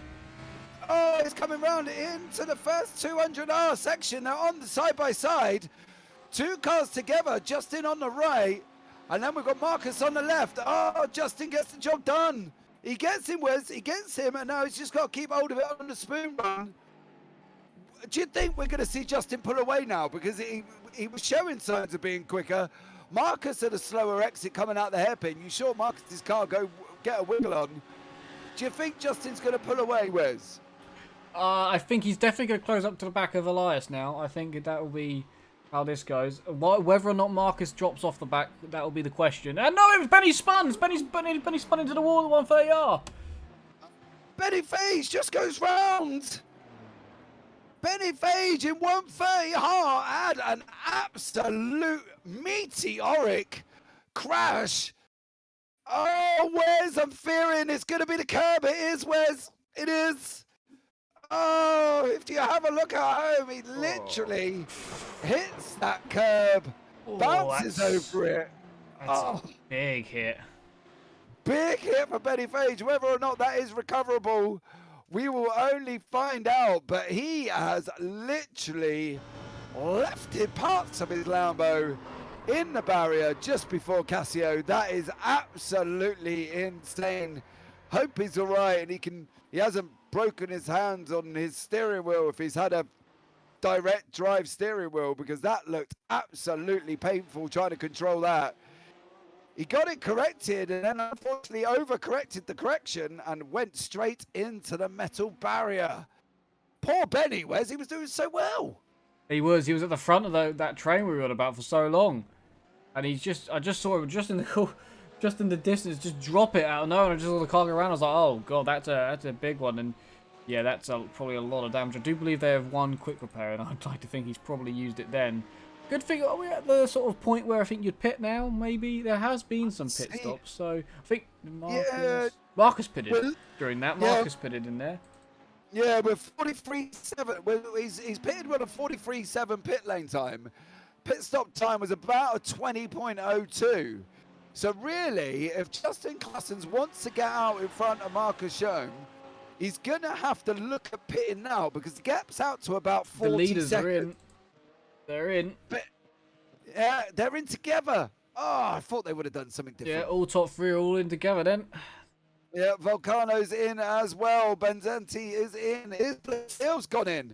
Saintot's gone in. Everybody's going in. Stromer's in. Claessen's in. What's Pinto going to do? He's Pinto's in. in. Burr, come on, Burr. Do something different. Go round for me. Please go round. You're going to go in the pits. I can just see He's it got now. the same color, same team as Lorenzo, so I assume it's in. It's in. Yeah. Farmer, Eduardo, what are you going to do? You're going in. To Stefano. Oh, hang on, they come out side by side. They're inside each other. The leaders are inside each other coming out the pit lane. Eduardo and Izzo. It's like they give it up, I think, in the end there. They came out inside each other. That would not have been great for them guys if there was contact on the end of the pit lane, because you've seen pretty much the front 15 cars all went in together right the way down to Stefano, who was in. So I think it was Paul Taylor was the last one, and he's even in. Bert is in, Stefano's in, Mirko Coloni's in, Fonseca's in, Gomez, Amos. I just going to say to you, the whole, at one point, within the last 10 seconds, everybody has gone in the pits. There you go. That's the pit stop strategy. Live here from Anti-Stall Racing, bringing you all the information when you need it. If the car in front of you pits, pit was the...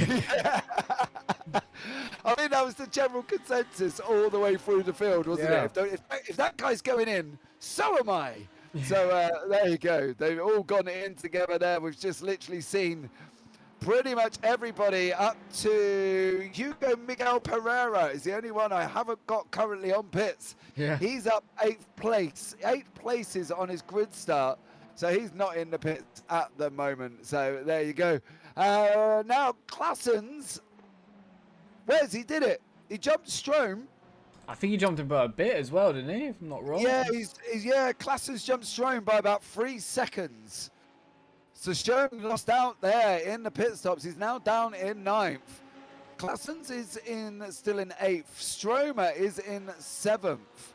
So it's between Stromer and Klassen. Strom's got some work to do again, Wes, to try and keep up with these guys. And I think it's going to be a difficult challenge. I'm not too sure he's going to be able to close back up. We saw the move just before the pit stops, wasn't it? I think Klassen's went through on the run round 130R because I think Strom was just very slow coming out the hairpin. Went to the left-hand side of the track and probably guessing he's going to correct a slide to be heading that direct way. I can't see Strom closing up, and that's not in detriment, but Klassen's did look quick. Do you know what I mean? And he's only got, well, we're just over 31 minutes. It's a difficult one. He looked the quicker car, and now he's through. He looks quicker than Elias as well for P7 here. So I do think Justin's going to continue to move up the order. He looks almost more attacking here against Elias immediately, I'd say, on board with him. He's driving the car quite aggressively. He's going for every apex. He's now filling Elias's mirrors as well. So he looks at one with the car at the moment, and he's really on it here coming through Dunlop. Look at this. He's closing right up the back of him coming into Degner 1. Stromer and Klassen is close. Oh, do you know what that worried me, though? Because Stromer hit that inside curb with his rear right tyre. At that point, he would have been on the gas, Wes, and that would have really unsettled the car. And I thought that was Stromer going around. I really did. I thought that was going to be absolute. Benny's round at Dunlop, I believe. I assume this is Benny Page. Is a going touch up. of the curb on the outside. Yes. Yes, it is. Benny Page hitting the curb at Dunlop there, Wes, and the wall as well. Just to top it off there, Benny Page doing it completely realistically, hitting the curb, hitting the wall. Klassen's now has got the run down the back stretch currently to 0.29, 0.25, 24. He's closing all the way back up there around 130R. Is this going to be Klassen's making his move into the triangle? Oh, Stromer goes wide on the circuit.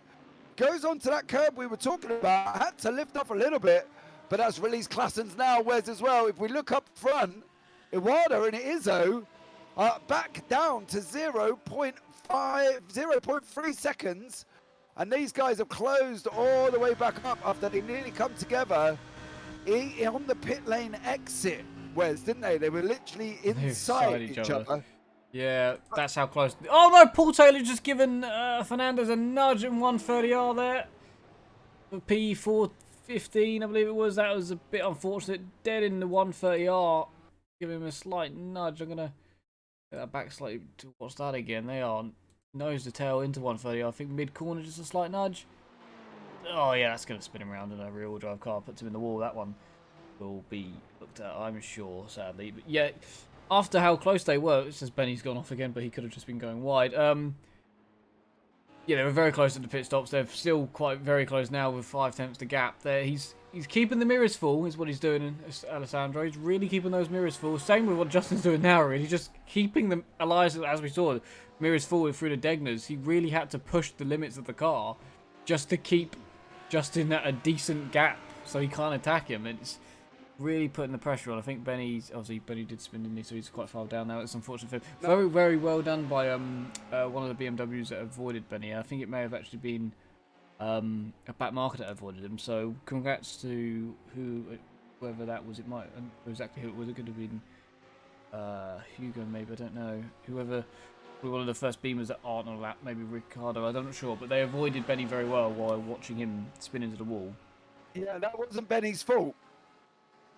Wasn't Benny's fault. If you have a look at the Andre Fernandez off track, at about 32-46 in, he goes off and then he kind of appears in front of Benny, and literally Benny tries to get out of the way, and I believe we're looking at possibly with Andre Fernandez there, may have something to do with Benny Page's second part of his incident, because he kind of, on my screen, appears in the middle of the track and kind of takes the drives forward, Oh, there we go.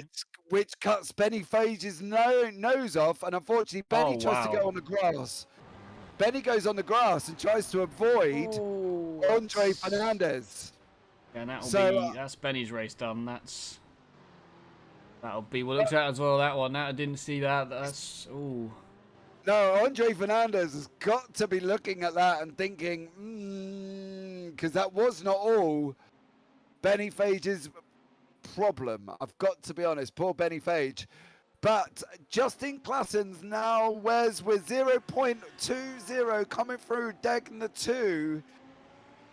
As you can see there, you're just seeing the Benny Fage on the broadcast at the moment. You can see Andre Fernandez literally appear, go back across the track, and poor Benny didn't have nowhere else but to put that car. Yeah. But Classens and Stromer are back at it again, Wes, and they're even closer. They're down to 0.30. Classens is filling Stromer's mirror, and Stromer is doing a stellar job so far. They've been going now since they took pits, and they were basically pitted on lap 13. So we've been on lap 17, so they've been going for four laps already, nose to tail, Wes, and they're still going now. Heading down the back straight, the gap's below 0.2, 0.15, 17, 130R. Classens is, do you know what, Wes? After that Classens little incident when he took the whole of that curb, he's been very dubious about pulling it in full throttle around 130. He's been a little bit more careful. Yeah, you would be after a slight moment through that corner. You really would. He's really close this time through down this back straight. This surely is the closest he's been. Is this going to be Classens' move on Stromer down into turn 1? They are literally nose to tail, or tail to nose, whichever way you want to look at it. He didn't make it, and he didn't, but he's not showing that aggressive nature again. He kind of like, the middle of the track, he puts Stromer under so much pressure, it is literally insane. Like now, he's banging up through the S's. He's right up between, like right up behind Stromer, hitting every apex. Stromer leaves about a foot gap out to the apex every single time. He's a lot more aggressive heading around Dunlop and going down into Degner's. But he's not making the moves on the back straight or the start-finish straight, Wes. It seems a bit of a weird one. He looks the faster car too. That's what I'm not getting. He looks the faster car, like most laps too. So I'm not sure why he's not just. He gets to a certain point and he just seems to back out on the straight and not go for it. And I know it's a long race. We're only halfway through. He's still got time, but I guess he's focusing on his race and doing what he wants. But you could just. He could be a lot further up that field. Obviously, what's the gap? 4 seconds to the next car afterwards. I'm not sure. I'm not sure if he's trying to work together or something with Elias here to keep going close to the car in front. But you would have thought. I personally would have tried to make a move by now. I'm not sure if maybe it's a top speed thing with his setup or what. But he looks faster. I would have made the move as well. Big Hills, let's go, as he says in chat. Kevin Stam, hello, welcome in. Much love to you guys, as we said before. Don't forget, if you are here for the first time on the Anti-Stall Racing YouTube channel, please hit that subscribe button, hit that like button, and turn on them bells for notifications as you just come in at a perfect time. Classens and Stromer, first pit stop is done. Everybody went into the field, into the pits, all on the same lap. Literally, there was no point me calling who went in. Me and Wes both just sat here and went, everyone's in, pretty much. So everybody went in. And then we had Iwata and Izzo come out literally inside of each other at one point. We had Classens' jump shown. We've had a few incidents with poor little Benny Fage as well. So where have you been, guys? You have missed absolutely loads. And now we are sitting here, both me and Wes together, wishing Classens would just send it on Stromer. But they have closed the gap, though, to Saint-On in front to about 3 seconds now. So it was about 4 seconds 2 laps ago, Wes. So they're down a second to Saint-On in front. So maybe Classens has got the right idea. Just watching Stefano now go up to P13, passing Eduardo for P13 there. So he made the move there. He got a good run out the exit of the chicane, made the move early on the straight, takes the position up the inside turn 1. That's the move we want to see Justin make, but he's just not doing it. Also, the pit stops was almost like McDonald's drive-through was suddenly free. Everybody was just straight in there, easily done. No one had a second thought. grabbing their Big Macs and their packs of chips. They don't come in packs. It's not a fish shop. They're carton of chips or plastic tubs of whatever you call them. I don't know, Wes. What do you call them? Burger King's come in some sort of like pack type thing. Chips. Do they? Yeah, it's very weird. What's the McDonald's things in? They're in these boxes. Are they like open top boxes? What would you call them? Do you reckon? What would you call that? It's a He says with pouch. one. Is it a pouch? Maybe. Yeah, maybe a pouch. As the people at home going, great. I've tuned in and the commentators are talking about McDonald's chip holders. Yeah. But anyway, back to the racing. We got classes and show. Oh, the weird and wonderful things we talk about. I generally think it might be a pouch. You reckon? But then a pouch, no, because no, I think I'm wrong there. Because Backy comes in a pouch, doesn't it? And if that Backy pouch is very different to the chip from McDonald's, isn't it? It's don't know. Where's our talk? You Google it. See what it comes up in. Actually. Right, Classens it is currently in 8th, climbing all over the back of Stromer. Paul Taylor is climbing all over the back of Edward Farvat as well, and Iwata is still out on front from Izzo. There's been no change. Izzo's led from the beginning, and we're all sitting here in the booth, guys, by now, wishing, I've got to be honest, Classens would make that move, because if he doesn't make that move soon, I don't know what's going to happen. He's going to have to wait to the second pit stop, and that's going to be within the next few laps, I would have thought, to take these guys to the end. But as you can see around Dunlop, he's even closer now than he's ever been. Goes into Degner 1. Through Degner 2, is he going to get looking to get his better run? Up to the hairpin he goes. Klassen's got the little faster exit. Oh, Stromer's hugging the inside. Oh, he positioned his car in a way that he couldn't get through.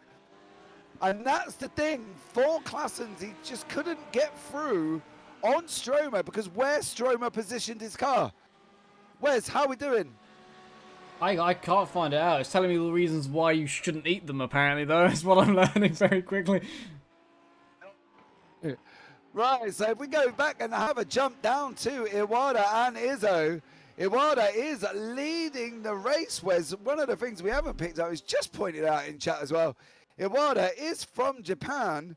Suzuka is in Japan. So Iwata is leading his home Grand Prix by 0.3 seconds. Led currently, Wes, for 21 laps. Yeah, done a dominating job so far. Controlled it. Obviously, it's not all been his own way. He has got a driver breathing down the back of his neck the entire race, but controlled. No mistakes so far. Pit stops just about survived. Pit stop number 1. We'll see how close pit stop number 2 is, but yeah, it's going well so far. Pole, I'm not sure about the fastest lap at the moment, but they led every lap. It's going well. This is as well as you would want a race to go.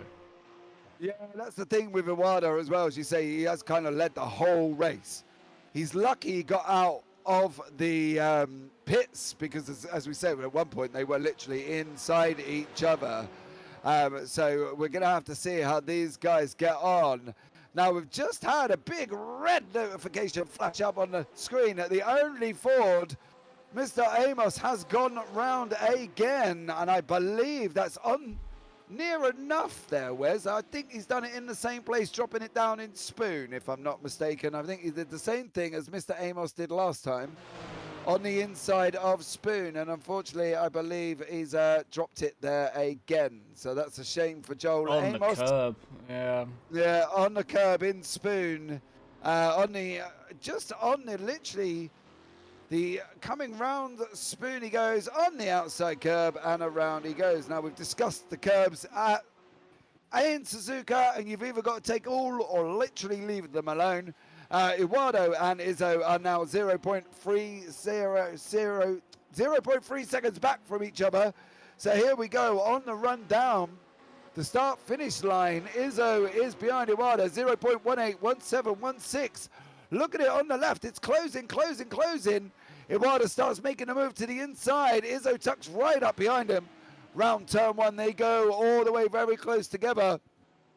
Izzo seems a little bit quicker on this second stint, Wes, than he did in the first one.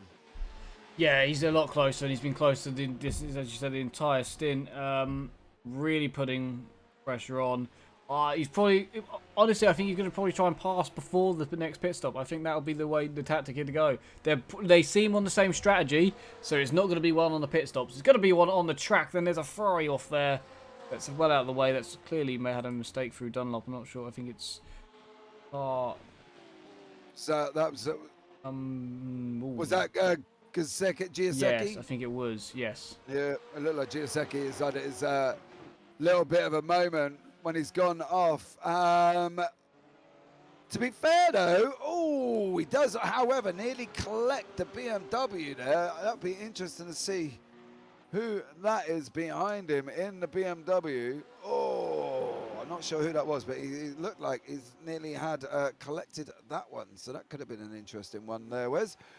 But yeah, Izzo, we know it's not going to be one on in the pit stops because they seem to be on the same strategy. Do we think though that Izzo's going to be looking to get past, because we're coming into that sort of area where they're going to be jumping into the pits? You've got about 16, 17 minutes remaining. What would you be doing? Would you have tried to stretch out? Because, Izzo, no, just let's see what I know that is there. Izzo's pit stop time, his actual pit time was 19.9.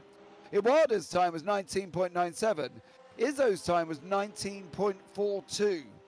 So he kind of was half a second faster than Izzo, if you get what I mean, Wes. Do you reckon he's now putting himself into a position where he might have to pit earlier than Iwada? I don't know if that's possible. It's the thing with the fuel. If they're on the same strategy with the fuel, it's quite a long lap as well. So you have to do a lot more fuel saving. I generally do believe that he's probably on the same strategy and he's going to need to pass him before the pits, or do somehow a better pit stop and nail the pit entry and pit exit. Better. They haven't got left, Wes. They've got 15 minutes. It's going to be, there's an off track in front. As number 19, Pereira, is literally right beside these leaders. Where is Pereira? He's literally, I think he went off. Lucky enough, there he is in the background. He stayed out the way. Lucky enough for Pereira, that was just a bad entry into Degna 1. And that sent him off into the gravel trap, which is what we spoke about. Lucky enough, Iwado and Izzo both managed to clear him. Izzo seems to have lost a little bit of time because of that. Not massive amounts. He's back out to 0.6, but he has got this long back straight coming up, isn't he? So he can close that gap back up again. So I believe they're called French fry cones, but if you would refer to them, you would call it a bag of fries. You would call it a bag of fries, but it's basically a cone. I love the fact that we've been going now for another couple of laps and you've still been searching the McDonald's. I've tried to find it so much. It was the wording on Google was very difficult to work out, but you'd call it, apparently it's a cone of French fry. Well, it's a cone, but you'd call it a bag. All right, okay. Apparently. Well, there you go, guys. Because the English language. Everybody at home now, we can now tell you that it is a cone of French fries. We have got we've still got the Stromer and Classens battle, but we're also looking at a little bit. Sainton is kind of coming in. Really close. I thought Justin was going in the back of Elias in his chicane there. It was really close on the braking. It's close to P5 as well now. Yeah, they're. Patil and Sainton are just coming down the start-finish straight. Justin Classens in the background there, absolutely swerving his car all over the place because he knows he's got to be knowing that he's quicker, hasn't he? Than Stromer. We've seen this. We've had this from Classens. He's not making the moves. It's such a tough one. I don't know what you would do. I would have sent it by now. I would have lit the stamp, put it on the envelope, and gone for it. Yeah, I would have gone for it as well by now. But he's obviously going less risk. He's currently in P8. P7's right in front of him. He must be happy with where he is and how he's doing. And decided that he just wants to get to the end. Maybe after this next stop, he'd go for it. You know, he's playing the long card. But yeah, I'm an impatient guy. I probably would have tried to go for it already by now. I would have really gone late on the brakes. But he's playing it clean. Yeah, I'm the same as you, mate. If I'm being held up, don't get me wrong. The last lap times we're talking nothing. 6 thousandths of a second. 1:59.57 for Klassens. 1:59.69 for Stromer. But Stromer looks like he got a bit of a slow run. We've seen Klassens do this to Schumacher at 130R. Can he try and get the same job done over Stromer? I don't think he's going to get the job done this time, but he has brought him back. 0.30. Coming down one round through Spoon they go. This is probably near enough the closest he's been down this back stretch. He's got to be trying to get this job done now. As you can see the gap on the left-hand side. Coming down 0.3, 2. Oh, I don't know if he's going to get this done. He's right out the back going through 130. Oh, over the curb goes on that run down into Casio. And no. Wes is the answer. The leaders were side by side across the line, but nothing happened there. Car was coming out the pits at the same time, so they went through hard for a split second. But they are absolute. There's two battles there on each other. No one's able just to pass. I said it would be easy to pass around here, but it's proving a little bit more difficult maybe than I definitely anticipated. Yeah, because Iwata has got Izzo's 0.4 seconds back. Platil has now got Saintant 0.4 seconds back.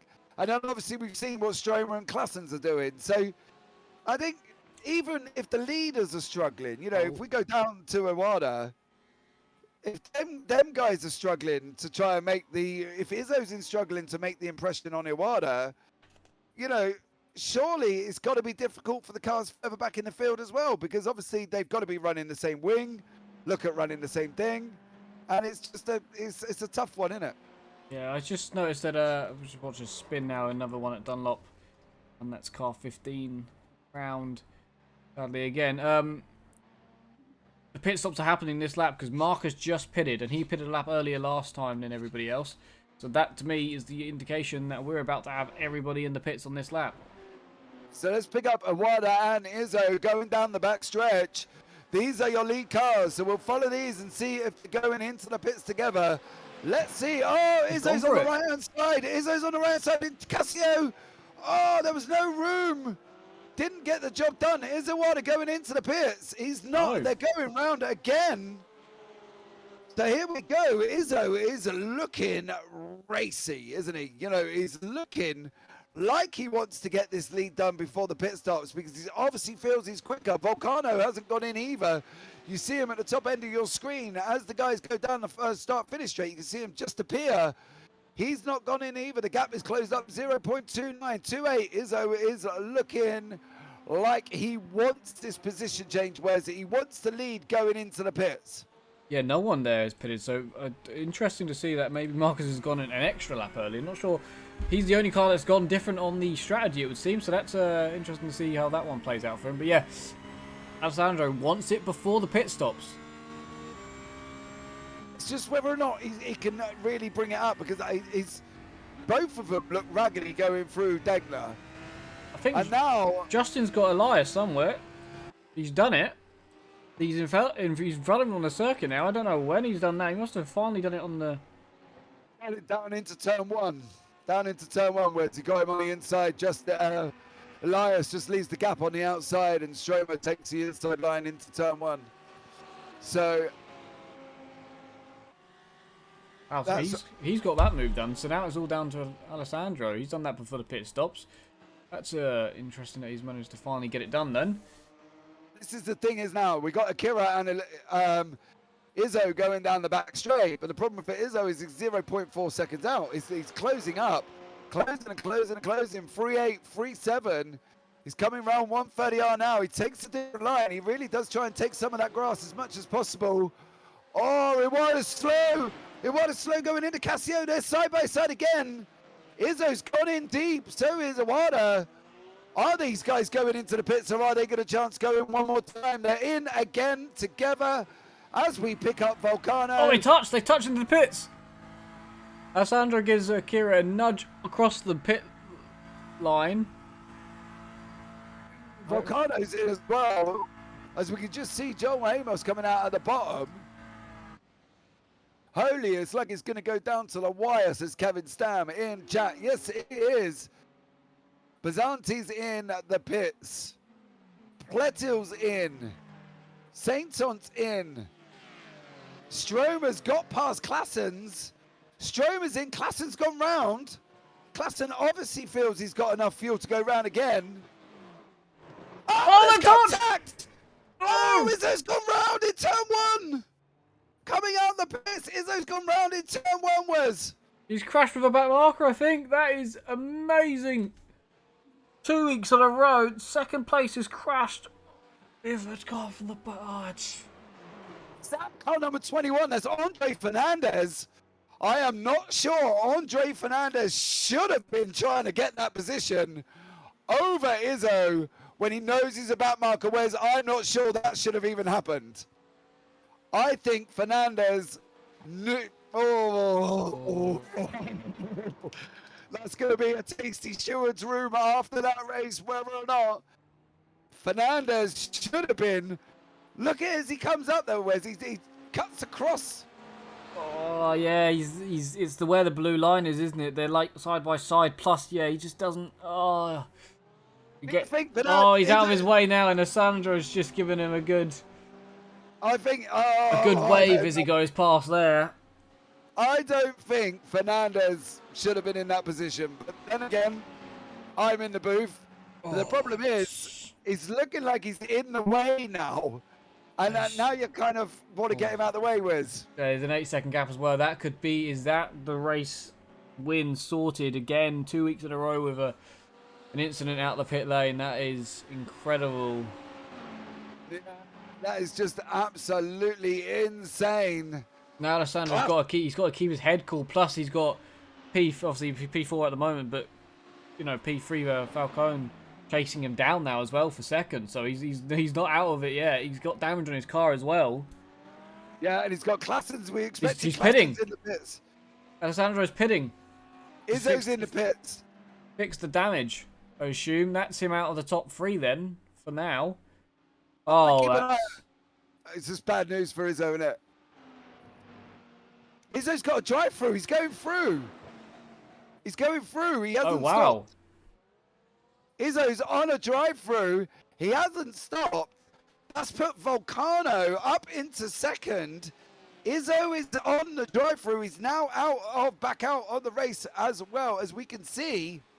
So Izzo is on the drive-through. He's gone through. So Volcano has taken second place. Gaetano Volcano takes second place. Justin stays ahead of Elias for P7 after the pit stops. Though that is, I wonder what the drive-through was. Too many off-tracks, maybe too many penalty points, I guess. So many off-tracks during the race, and then I guess he went off the track and spun, you know, and contact. I guess that's enough to give him a drive-through, and that's just, oh, it's heartbreaking because I would have thought he's just gone in to try and get a quick fix and fix some damage, but no, he's had to do a drive-through, which is made probably getting second even more impossible now. Yeah, as we see, just watching Klassens and Stromer. Klassens did it by quite a while over Stromer. He's taken about a 1.5 second gap. So he got a good jump on that second pit stop, didn't he? Yeah, he's done well there. You can see the car in front of him as well now, just into the hairpin, so you can see the next target. He's making his way up through the field. He's done well. He's got an hour race, you know, and he has made his way up through the field bit by bit, and he's done well, and he should be happy with the position he's in. Can see the next car in front of him. Not too many laps to go, but see if he can chase that next car down. I think he would have been further up if he was a bit more aggressive. Yeah, I do reckon. Well, what's the gap to the next car? 4 seconds. It's 2 seconds, isn't it? So, 2 yes, seconds. he probably has lost 2 seconds during this race through staying behind cars when he could have tried to send it maybe a bit more. So yeah, but he's there at the end of the race, so that's what matters, I guess. As we see, Iwata has just gone across the line on a 56 minutes, so there's going to be about another 2 laps. I am predicting, taking into consideration the 158, give or take, another 258. Yeah, it's going to be about 2 laps, and then we're going to be on the white flag lap. And unfortunately, the battle that we thought we was going to get over the last lap with Akira Iwata and Alessandro Izzo, we didn't get. Would you, though, Wes, recommend that Fernandez and Izzo, do you think that's going to be a call to the steward's room? Oh, yeah, you can see by the body language of the car from Alessandro as he went past Fernandez. You know, he gave him a wave. You know, he didn't hit him, but he moved his car towards him in that, you know, the frustration angle, you know, that you do. Yes, he's definitely gonna put his There's a report definitely going in there. Whether he puts it in or not, I feel like they should look at it anyway. But yeah, I'd say from the driver's point of view, he's putting that one in. He's now lost a chance to fight for the win. As I watched P5 lose it on Dagna's. Dagna 2 there, he lost the rear end. He gets going again. He's going to lose a place to Lorenzo. Might lose one to Justin as well here. Oh, Thomas Center. He's Poor only... Thomas. He lost the rear all on his own under the brake and just spun it round. Well, not fully round, but spun it half round. And then in the background, Elias has done the same thing at the hairpin. Elias Stromer. Poor Elias Stromer going around in the hairpin there, guys. Oh. That's definitely put him out of reach now. 6 seconds. And that was all on his own as well, Wes. They're all on his own. Yeah, but now that has kind of put Klassen, Sainton and Bazanti coming in for a last lap shootout because they are literally second between the three of them. Kevin Stan, we've been robbed. Yes, we have. What tuned up for an absolutely epic ending. We're still going to get that ending, but we're going to get it from the likes of Bazanti, Sainton and Klassens for the battle for 5th, 6th and 7th place. Now, we're going to believe... Final lap. He's got to go for it now. Lap. Oh, surely this is the time to be aggressive now, isn't it? He's not close enough, though. The one time. Klassens, do you know when he pulled out? I thought that was going to be a go for. Yeah, I thought he had to go for it there. Yeah, he had to go for it because he's going to be stuck going round the rest of the circuit. We keep an eye on the leader so we can see Awada crossing the line. Currently, he's heading round 200R. So we'll flick back to him, but we'll try and stay with this action as long as we possibly can. Before Awada crosses the line, we will watch Awada cross the line, but let's see now. Klassens has got to try and get hold of Senton. Senton's already made the mistake down into Degna 1 already. His tyres are going to be still hot, you know. He's got to attack. The rear tyres are hot. Oh, I felt like he was going to do it again, but he's not. This is it. You got to attack. The car in front of you has made a mistake. He's cautious. His tyres are hot. Last lap, you've got to go for it. Without a shadow of a doubt. If you were Klassens now, you've been quicker over the majority of this race. You've got to be going for it already. And here we go, we're just in Klassens now. We're going to have to flick to Iwata because Iwata is going through Casio. So we'll see Iwata come over the line. So Iwata takes the last lap of the race. There is a Ferrari! Oh no! Oh! It's a car 77. I don't know if he stopped on purpose. Leon Elowat stopped maybe there on purpose because he didn't want to go round again. So he's moved out of the way. Oh, that was close. That was close. Vancano goes across in second. Izzo. Oh, is it going to be a launch? Yes, he's defending. Lorenzo defends. They're going to touch. They're going to touch. They're going to spin. Lorenzo's round. Klassens. Klassens, has he made the move? He can't get him. He's going to push him across the line nearly. Where's the line? Oh, where's that car? What is that car doing? Oh, no. What is that car doing? Who is that? Where's the one shooting across the line? I'm not sure. It was a Ferrari? Or is it a... I'm not sure, but luckily they had all crossed the line, I think, before that. That would have been a bit of a distraction coming across the line. Elias got Lorenzo as well in all of that. To the line. It was the BM. The Beamer, was it? I believe it was the Beamer. It looked like either Fonseca or Andre Fernandez had just got onto the back of that. I'm just trying to have another look. And we can see if we can find out who the Beamer was that looked like it was going to cause absolutely carnage going across the line. So we're just trying to see between me and Wes, we are here investigating who the flying Beamer was going across the line, because that looked like really insanely close there, Wes, and I thought it was definitely going to be looking at getting him. It's looking 646. 646, so that's Hugo Pereira. Say, is it Pereira then? I'd say, yeah. Yeah, Pereira hits the barrier. goes over the line. Claessens avoids him, gets absolutely mullered by Pereira. And unfortunately for them two, they come together well. Whereas that was absolutely insane.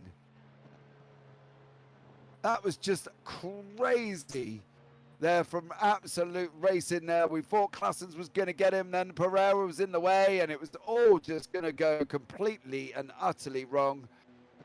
But wow, that was an absolutely epic race, guys. We will bring you up the results very, very shortly. I will also get the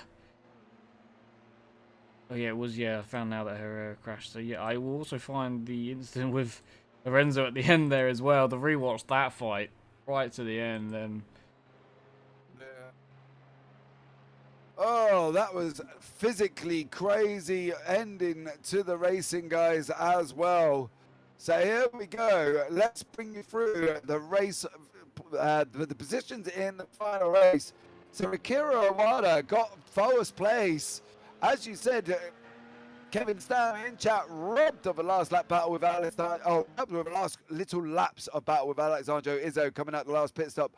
But we must give a shout out to Gaetano Volcano, who literally just took second place there. Alessandro Izzo in third, Mikel Platil in fourth, Thomas Sainton in fifth, Justin Claessens in sixth, Elias Stromer seventh, Lorenzo Bazzanti in eighth, Marcus Schoem in ninth, Marco Pinto in 10th, Massimo Berta in 11th, Paul Taylor in 12th, Eduardo Fava in 13th, Jorge Gomez in 14th, Aliso Di Stefano in 15th, Jose Fonseca in 16th, Manuel Polanco in the 17th, Joel Amos coming across the line in 18th, Ivan Amaro in 19th, Hugo Pereira in 20th, Goetz Gizicki in 21st, Ricardo Mercado in 22nd, Diego Duarte in 23rd, Andre Fernandez, who come across the line in 24th, Duncan Kopp in 25th, Benny Fage, who had some incidents 11 laps down, as you can see. Mirko Galoni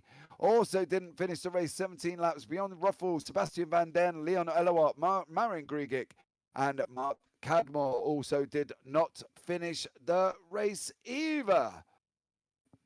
So, can we bring up the championship standings currently, or will they be posted onto the website, Wes? I believe they'll be on the website. I don't think sadly, I don't think we had time after today's craziness, but yeah, I don't have them for the screen, sadly, so that'll be maybe something that we can look forward to next week. Hopefully we can have them up during qualifying. We can see some of the standings.